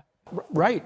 Fair Yeah, enough. but this one certainly wasn't a just war. The context for the Amalekite slaughter is that 400 years earlier, they fought one battle, which they lost, and God says, that's it, I'm going to wipe them off the face of the goddamn earth. And then 400 years later, he commands the Israelites to genocide their great-great-great-great-great-great-grandchildren. That's not a just war at all. And also, a genocide is not a war. Well, a genocide can be a war, but absolutely not. Look, the genociding of the Amalekites. You know, when people say, this is so distracting. He just took that one little thing, and I think he's using that. Oh, I got him on this point to just completely get away from the fact that he's cornered and has to justify. The righteous and holiness of God, and doesn't want to do it. But when people say stuff he's like very that, easily. Yeah, he's very easily moved. Well, he's out of his field. But when people say stuff like that to me, I say, "You think that was bad? Stick around." We're right. Wait till Judgment Day. Yeah, right. You think that was bad? Stick around. That's amazing. The women and the infants. That's not a war. The infants aren't combatants. Look, I already said that it's very difficult to look at the blood-soaked past and to know exactly what to do about it. The answer I gave to the gentleman who is sitting here before you is that it's necessary to read a text like the Bible at all of its levels of analysis simultaneously. And there's a directional morality that emerges across time that has its roots in the Old Testament, for example, with its restrictions against murder specifically, that makes itself manifest in the Christian texts as the insistence on voluntary self-sacrifice as the foundational belief. That's a profoundly anti-violence ethos. Do you have the belief in your theology? Well, what do you think of that? Wait a sec. Now, redress what I just said. So I'm about to address it, but I'm addressing it with a question. Do you think that God is by his very essence perfect? You'll have to provide more. Sure, just like maximally great and all the great making qualities. Sure. Yeah, like flawless. Yeah. So, so does a flawless thing change? Does a flawless thing reveal? This guy is doing a fantastic job in the sense of really cornering Jordan, but because the point is that is God objectively moral and immutable in his morality. If it was okay for it to be done in the Old Testament, it has to be okay now if he were to decree it again, because God never sins. And so when God ordered that, he wasn't sinning and doing that. And man, he is getting cooked. Jordan Peterson is getting cooked. And this just shows you the high intellectualism. It just doesn't matter. You don't need it. Mm-hmm. It's such a waste. Like more and better information over time, or would a flawless thing say, here's what's good, here is the absolute good thing to do at all circumstances in time? Well, we know some of that. Wait, Tell so the truth. That's one. That's totally fine, but presumably... No. He's talking about the murder of the Amalekites, man. And you just went back to the tell the truth thing. You don't get the problem with this is that not only is Jordan Peterson having a hard time, so many people who profess Christianity would have a hard time with this as well. And that's a problem. That's right. It's not just a Jordan problem. I think we addressed this in How to Answer the Fool, William Lane Craig, all these guys, they all get nervous they get the Old Testament sweat. Yeah, right? they think they have to apologize for God. Yeah. Over Because that this is a was straw that's man. totally It's a fine. straw man of my position. It's a straw man of the argument. So In what the way? argument No, is wait, that God, wait a sec. You Well, I'm already said waiting a find sec. one maxim that's transcendent across situations. I didn't and say I any just of did. those words. I'm not sure what Okay, conversation rephrase. His transcendent maxim is lying, which we've already shown isn't like that's not even accurate themselves because there's lying and deception, which he would conflate the two anyway. It doesn't even make sense. So Yeah, part of. Don't be a smartass. I'm sorry. Seriously, I mean it. If we're going to have a serious conversation, conduct yourself properly. Okay. Okay. See, that's why I'd have to do it privately, or he'd be going off on me like you wouldn't oh man, because it's I would say it's so weird. It's weird. Okay, I don't think this is the guy that's got the big Daily Wire contract. He's the intellectual for intellectuals. And here he is sitting around a bunch of Gen Z college students with broccoli cuts. And he's completely falling apart and getting angry and treating them, like an angry old curmudgeon. Exactly like. Do you know who's watching this in glee? Ben Shapiro. Right. That's exactly right. That's exactly right. Because you're absolutely right. Like Ben Shapiro benefits from Christianity just completely falling apart, and that's why Ben Shapiro can sign Jordan Peterson to a massive contract, right? Because he's incapable of defending the faith in such a way that it embarrasses Shapiro's religion. This is the Christianity Ben Shapiro wants. Yeah, that's it. Well, yeah, for sure. Yeah.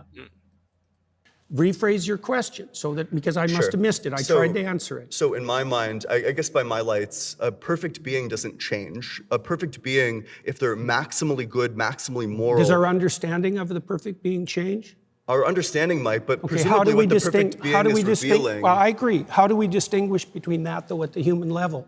How do we distinguish between whether... Between our transforming understanding of perfection and perfection itself. Between our... We can only see through our own lenses. Presumably a perfect being would be revealing all of these aspects all the time, especially if God's outside of time. I don't know how a God who's outside of time is revealing different things at different times. That just seems like incoherent to me.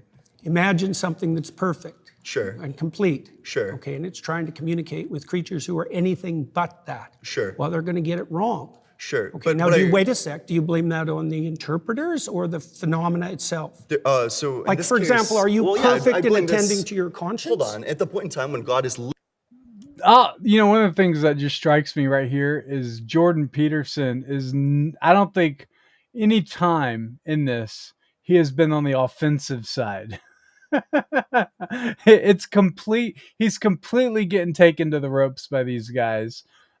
And he shouldn't be, because these are right. What's amazing about this is all of these questions. I think like a Wes Huff. Is it Wes Huff, the guy that was on Rogan, or like any of these guys? Jeff Durbin, James White, any of these apologists could eat like these questions come up 100 times a day for them.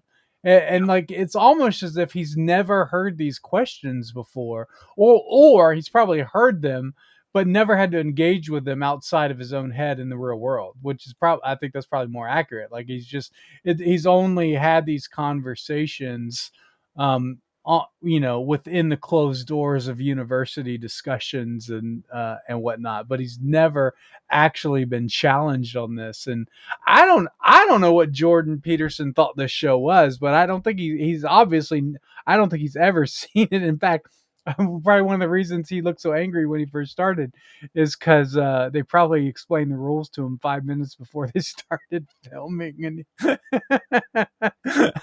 but you're right. You're right. Ben Shapiro was like, "Hey, you got to go down to the surrendered set today."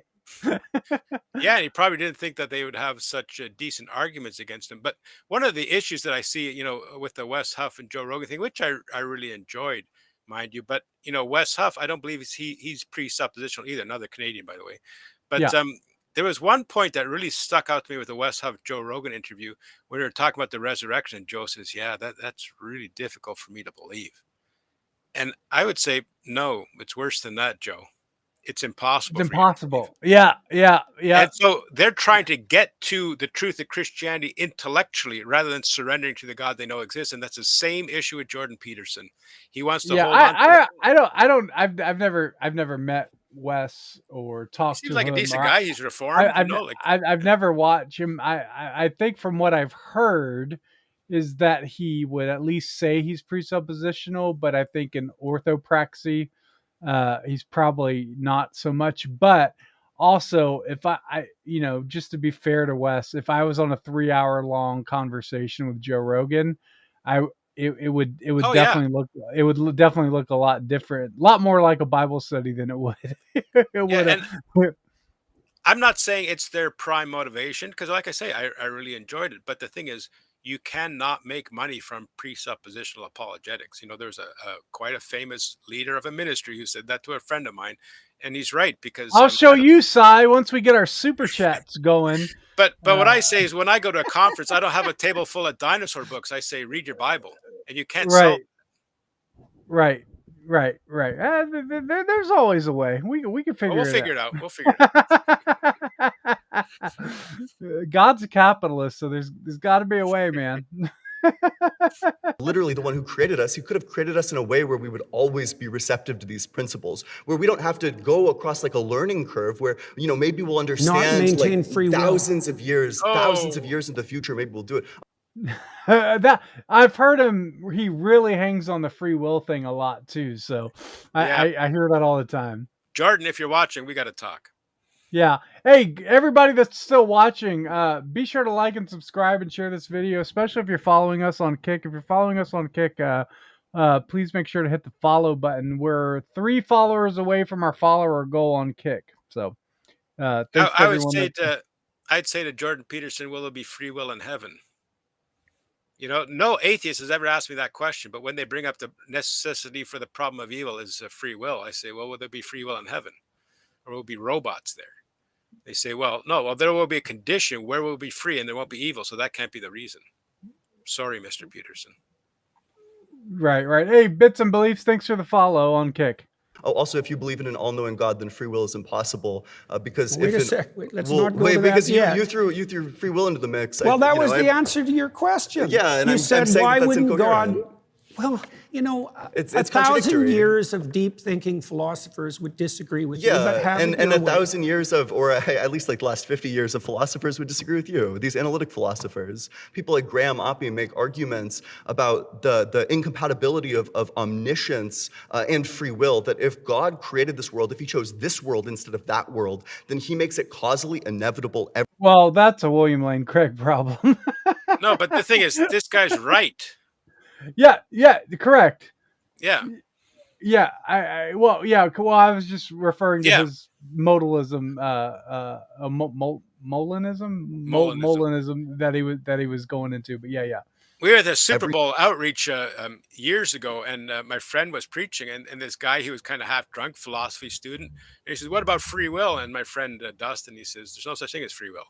And the guy perked right up. He was all ears because he could see.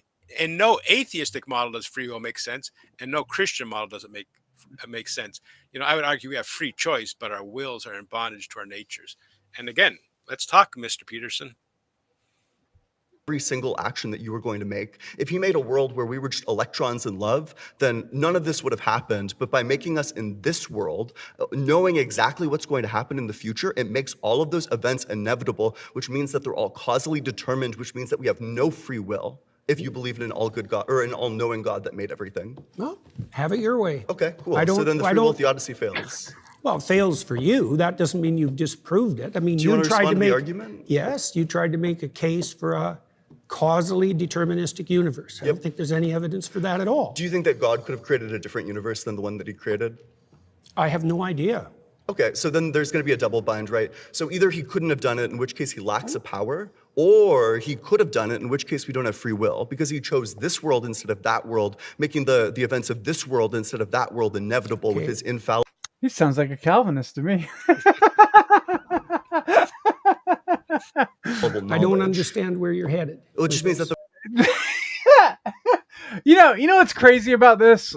I mean, we've been brought up in church. We understand Reformed theology and stuff. But for someone like Jordan Peterson to hear this and say, "I don't know where you're headed," is crazy. Right. It's super low IQ, actually. I'll say that, because this is like, I remember being in like youth group in like middle school, and like these were the questions we were asking about when we were like found Romans 9 for the first time, and we were debating with our youth pastor. Like, this is like, this is for him to be this sort of like Christian apologist, and or I mean, at least he's not, but he's like positioned himself that way, and not even deal with this theodicy question is crazy to me. It's crazy. This guy's cooking them. It's insane. I'd really like to hear the backstory for him getting involved with this, and I don't think we're going to see it again. No, the NDAs are way too tight over there at Daily Wire. You're never gonna know. You're gonna, but my theory is, Ben Shapiro basically said, "Hey, man," and I could be wrong about this, so don't hold me too tightly, but I have heard I think it's true that Daily Wire's an investor in Jubilee. So that's why all their people are going. I've heard that before.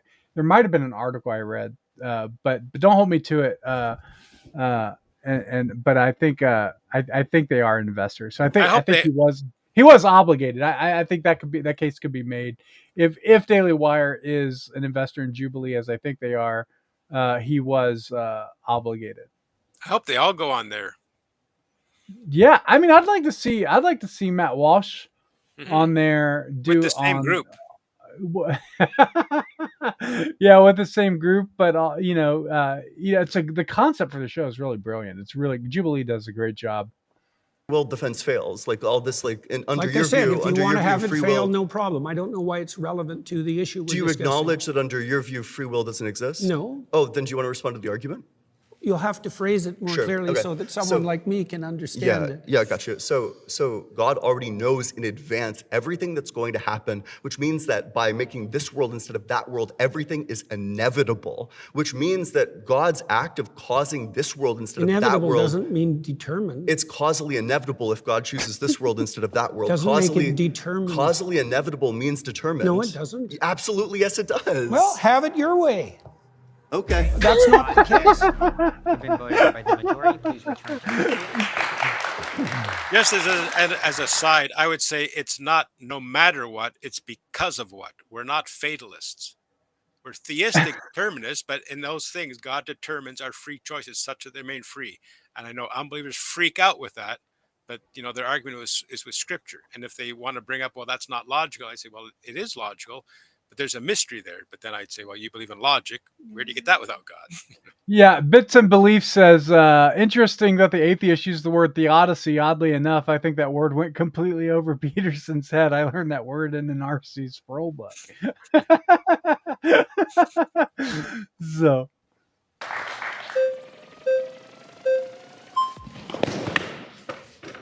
Jordan, nice to meet you. Very zippy. There's Broccoli Top. I'm Liam. There's Broccoli Hi, Liam. Top. How are you doing? I'm doing well. How are you? Not too bad. Good, I'm good. surrounded by atheists. My question to you, let me scoot in, would be, what does it mean to accept Christian values precisely, or Christian morality? Why don't you answer that question, Si? What do it mean to accept Christian morality? Yeah. I would say that it would be morality that's in line with the nature and character of God. But to accept it, I really don't even know what they mean by accepting it. Because It means to aim up as hard as you can, no matter what happens to you. Okay. That is a dumb answer. I'm sorry, it is, and I don't know if Jordan Peterson's ever been called dumb before, but that was just. It means to aim up. Well, what does that even mean?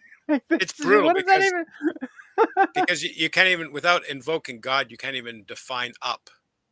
Right. That's exactly right? It's just so weird. Like, why does it have to be weird, and why is it that the top category of people that speak on behalf of Christianity always have to be weird? Yeah, well, the thing is too, I think that for the last little while, people have really been stroking him, and I think to some degree it's because they want him to become saved, and they've taken him under their wing, thinking that he's on that path. But what I've seen recently indicates that he's if he's on that path, he's straying quite a bit. And I hope that the Lord is using this to bring him to him, because this is terrible.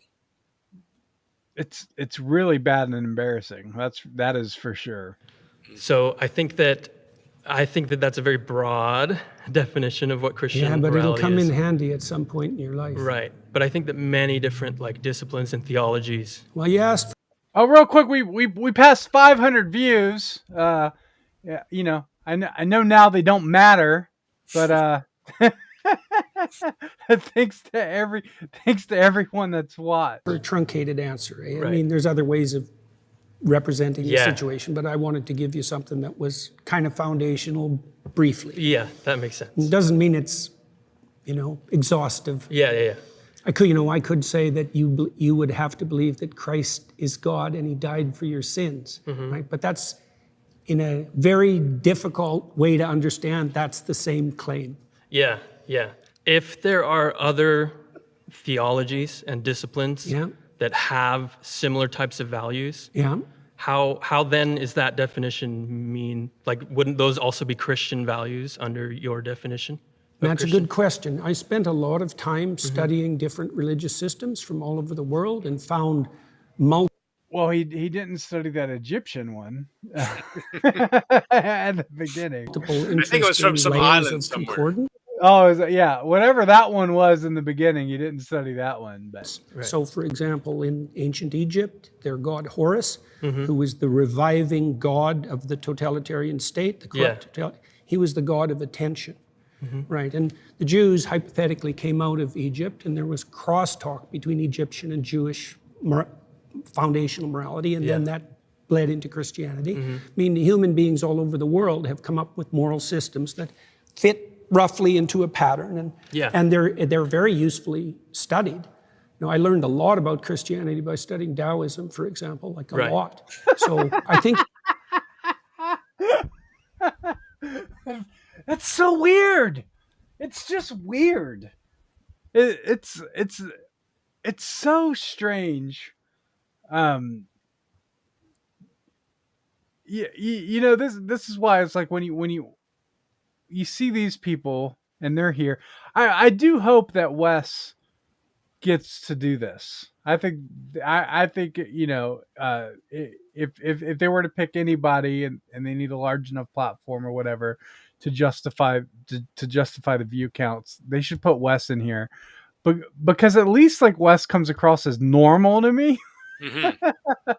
Right, I learned so much from Christianity, from studying a completely false pagan religion. It's like, what in the world?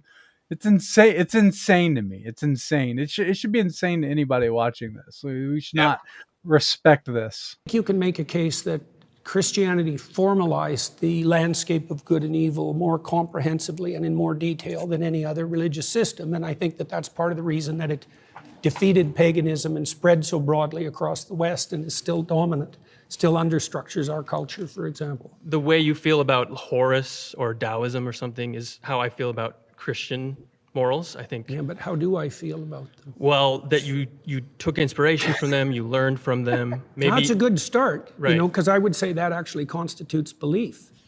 Like you said, well, look. Right. In Noah, in the story of Noah, right?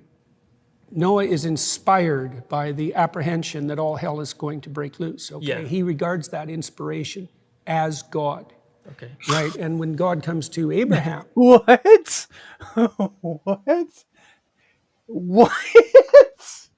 He must have What watched is going on? He must have watched that Noah movie that came out. Man, just skip Genesis 7 through 9. We'll watch the Noah movie. I have a new name for this. As God. What? I have a new name for it though. Instead of surrounded, it should be Scubalon. Scubalon? And the people watching could look that up. Yeah. Like I said, it's weird. It's just weird. He comes to Abraham as the spirit of adventure. It's inspiration. One of the definitions of God in the Old Testament, unsurprisingly, given the derivation of the word, is inspiration. And so if you take inspiration from Christian ideas, then insofar as you do that, you are in fact a believer, which was my point with regards to atheists Correct. not understanding. But have you what they're taken doing. inspiration What did he from- say? Say that. What did he say? If you take inspiration from these stories or so, then you are a believer or something. Oh like that. boy! Hey, we just got the five follower count goal. Thanks to Mike_Rim. Thanks so much, man. We've got 5 followers on Kick. Congratulations, everybody. Thanks so much. Taoism or from studying Egyptian mythology? Definitely. So then you believe them under that definition? Yeah, but I've incorporated them into something I think that's more comprehensive. Is it possible to take inspiration and to appreciate the teachings without being a believer in their truth claims? It depends. No, I don't think so. But I think, you see, there are different kinds of truth claims, right? There's propositional truth claims, which are the truth claims of what you say. And then there's embodied truth claims, which is the truth claims of what you do. That should be prioritized. Optimally, what you say and what you do would be brought into harmony. But I would say if you had to prioritize, it should be what you attend to and what you act first. And that's what Christ actually says in the Gospels, because he points to the Pharisees, for example, who say all the right things, but don't do any of the right things, and points out very clearly that that's not acceptable. I don't know. See, the thing is, I don't know Peterson's that. objections are they're inconsistent because he had no problem when the guy said, "So you believe them?" And he said, "Yes." He didn't say, "Well, what do you mean by believe?" He only has to say that when it corners him. So just very inconsistently. Like Right, Dr. White says, yeah. inconsistency is a sign of a failed argument. That's exactly right. That's crazy. The Christian morality, those principles originate in Christianity, because you brought up other things that predate Christianity that you can very closely tie connections to. Well, I don't think they do originate precisely. I mean, Right. I don't think the Christian claim is exactly that they originate in Christianity. So if I'm right? living those values, how Yeah. is it that I'm living the Christian values and maybe not the Egyptian values or something else? Well, that you one brought of up? the- one of- Pause there. You've been voted out by That was good. That was good. Yeah. Not for you, Jordan. Hi. Hello there. Hi. How you doing? I'm good. How are you? Good. What's your name? I'm Kumari. So I was curious about this Christian morality that you're talking about, because a lot of my issues with Christianity have to do with the base morality of it, specifically with the idea of the rapture and how we see people that aren't going to come up with us with the rapture, and that concept of heaven and hell. I don't really agree with that morality. Oh, no. But if you could explain that to me and how I do agree with that, I would love to hear. Well, your I opinions. can't explain the rapture to you because that isn't something I concern myself with, and that's more of a That's true. sectarian belief than something that's central to Christianity. Now, there's all sorts of evangelical Protestants who might disagree with that, but Yeah. that doesn't have anything to do with me. You asked a deeper question with regard to, let's say, heaven and hell and judgment. Yeah. Yeah. Well, that's a tough one, right? I mean, sin, you could put it this. It's a tough one, Si. Is it a tough one? No, it's not tough at all. It's tough when you're facing it, and Right. on the wrong side of it. He's got to dance around it because he's in that boat, sadly.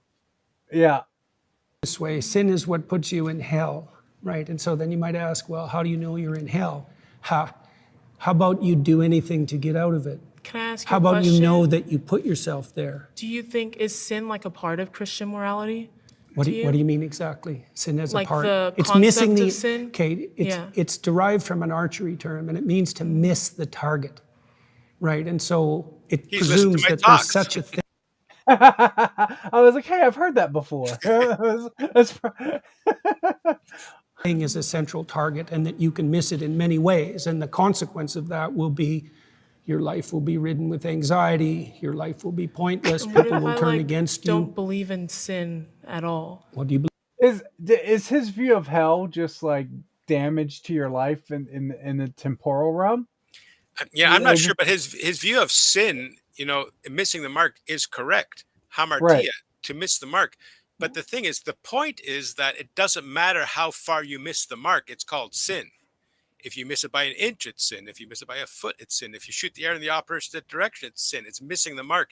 What is the mark that we miss? It's the nature and character of God. And so he totally blew that one up. He had the right definition, but he just didn't land Just he didn't land the failed plane. to land the plane. Believe in error? Have I you made don't- any mistakes? What if I believe that the mistakes that you make, that they're fixable, and so that no sin is finite, and that the Well, idea that's a Christian belief. of the idea of hell, I don't believe No, that's in also it a because Christian belief, by the way.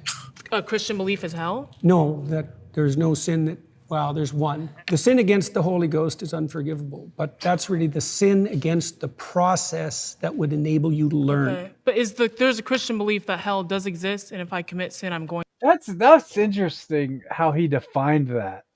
The sin of the whole the blasphemy against the Spirit is the sin of the process that would allow you to learn. That seems to me that his ultimate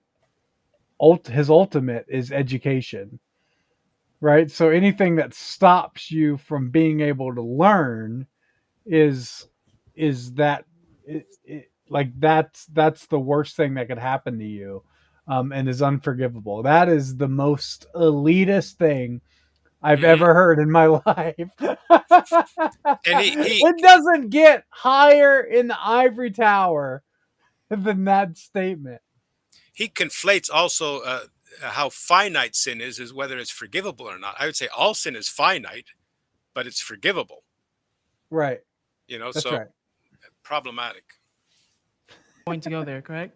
Yes. So what if I don't believe in that? Like I think Well, okay, let me that a- when you okay, can I that's explain good. a little bit? Sure, sure. Okay, thank you. I think that when you commit sin, that it's because of a lot of environmental factors in your life, like where you were born and who you were raised by. And so there are certain things that lead you down a dangerous path. And once you are dead, I think you're kind of removed of that person. There's no like I can't there are say no factors I can't of the say earth anything that have about to what happens after death. Right. So I would ask you. What?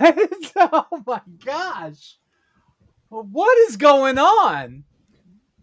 Basically, anything that's absolutely central to the Christian faith in such a way that thousands of years of church history have answered this, Jordan Peterson cannot respond to or talk about. It's crazy. It's a great expose. we should have called this Jordan Peterson exposes himself. You, in these times that you've suffered terribly in ways that you thought would never end, do you believe that you had any causal role in that? Like, did you play a part in that? in my own suffering. Yeah.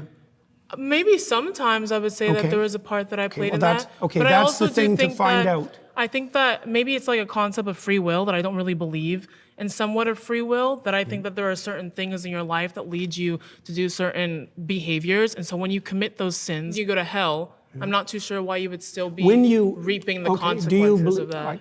like I said, I can't address that. Do you believe? There it is. So that was the feeling I got. All his discussion on heaven and hell is like completely temporal. It's heaven on earth, hell on earth sort of nonsense. Orthodox Christianity has rejected for thousands of years, and yet anytime he's asked anything about heaven or hell in terms of an afterlife, he goes, I don't know. Yeah, he's not a good voice for Christianity. I think that case can be made. Well, I think these are things that he's clearly wrestling with himself, because if he defines these things, then he has to look at his relationship to them in his own life. And it's probably somewhere he doesn't want to go. Yeah, that's true. That's true. Believe that you can change. I do. Do you believe you can change for the better? I do. Do you believe that when you change for the better, you abandon the things you've done in the past that weren't good? I think that you can. Okay, then Yeah. that's very much in keeping with Christian doctrine. Can you explain to me how that's That in keeping with works. Christian Well, doctrine? you believe you... That works. Well, he is going to a Catholic church. Yeah, it's true. So- go to hell for okay, those things? Eric Peterson, dude, I was having this exact same thought. Should I be worried about her nose? It's like, yeah, it's either she has makeup on her nose or those glasses are way too heavy. Or the nose is part of the glasses. Or the nose is part of the glasses. I was thinking that exact same thing. You believe you can improve. Yeah. Right? And you believe that if you improved, you would let go of things that were impeding you. That's a sacrifice. You believe that improvement would be upward, and you believe that you have agency in that. Yeah, those are all Christian presuppositions. I guess maybe we have different opinions of what Christian morality is. Yes, sounds so like I think it. that my opinion of Christian morality is something that I don't really agree with, and maybe you would define that as like the foundations of Christianity. Let me give you an example. So if you want to atone, which means to unify yourself and unify that with the world, then the first thing you have to do is figure out what you did wrong and admit it. That's a confession. That was good. Thank you. Yeah, nice to meet you too. Yeah, it's too bad there aren't I super picked chats Zena because What? whoever's watching this owes us. Yeah, you said super chats, right? Yeah, too bad there aren't any because we're owed something for this. Yeah, the reason is apparently because I haven't live streamed on YouTube in a while, so I had to reactivate it. But hopefully soon we'll be able to get that back. I think she asked genuine questions and wasn't trying to win. Okay, well, hello again. My claim is Jordan Peterson's framework for understanding Christianity is probably not the one that the Bible intended us to use. In regards to the way that you interpret the Bible, I don't see, you have said in some circumstances that there's not a way to kind of say whether or not ontologically the historical claims made by the Bible are true. Like, for example, the story of Cain and Abel. You've said that this story is like a meta-truth in the sense that it exists all throughout time, culturally. And the way that you define meta-truth, I don't see a distinction between that and like a metaphor, right? But and you also say that you cannot say whether this story was true. You can say that it exists eternally, metaphorically, but you can't say that it's true. And if you can't say that there are historical facts being said in the Bible as stories that weren't really said with much ambiguity, how can we say that we can understand the Bible in the way that it's meant to be interpreted? Like, if you cannot make any claims about these stories, right? You don't know whether they're true or false. How do you know that your interpretation is? I'm kind of rooting for her. I tell you, man, I thought this show was going to be over at the end of his claims, but now we have to go through all the atheist claims. Right. That's not good. I'm okay with ending it now. I mean, we've gone through the basic function of the show. Well, we went through all of his claims, so maybe we could do another stream of all of the atheist claims. Well, this is just her for 10 minutes, so that's what it said. So it's just her at the end. He got to pick one atheist. Oh, okay. To be able to debate for 10 minutes. So all right. So I don't think that's necessary for us at the moment. But this was a lot of fun, everybody. This is great. Sai, it was great to be back on the live stream with you, man. You gotta come out here to Moscow. Hey, I was going through my archives and I found one that we did a number of years ago. Oh yeah? I'll have to send it to you. Yeah. Maybe we'll have to play some clips of it on the next time we do this. But this was a lot of fun. I want to do it again. You want to do it again? We gotta find some stuff. So hit us up on Twitter if there's something we should respond or react to and whatnot. But first off, thanks everybody who subscribed on or who followed us on Kick, by the way. That's really great. They do these follower goal things. So this is our first night, so we got our first 5 followers. So that's really great. And so thanks everybody for watching. Be sure to share and like and promote this, and we'll do this again. But yeah, send us some DMs. Let us know what you would like us to react to next. And yeah, we'll see you guys again. Pray for Jordan Peterson and all of the professed atheists in that show as well. Yeah, that's true. Hopefully, somebody can get Jordan Peterson's ear that has a more solid worldview when it comes to what the Bible says in Christianity, actually what Christianity says. And if anybody out there knows him, I'm Canadian, so next time he's in Toronto, I'd be happy to drive down and meet him. All right, bye. All right.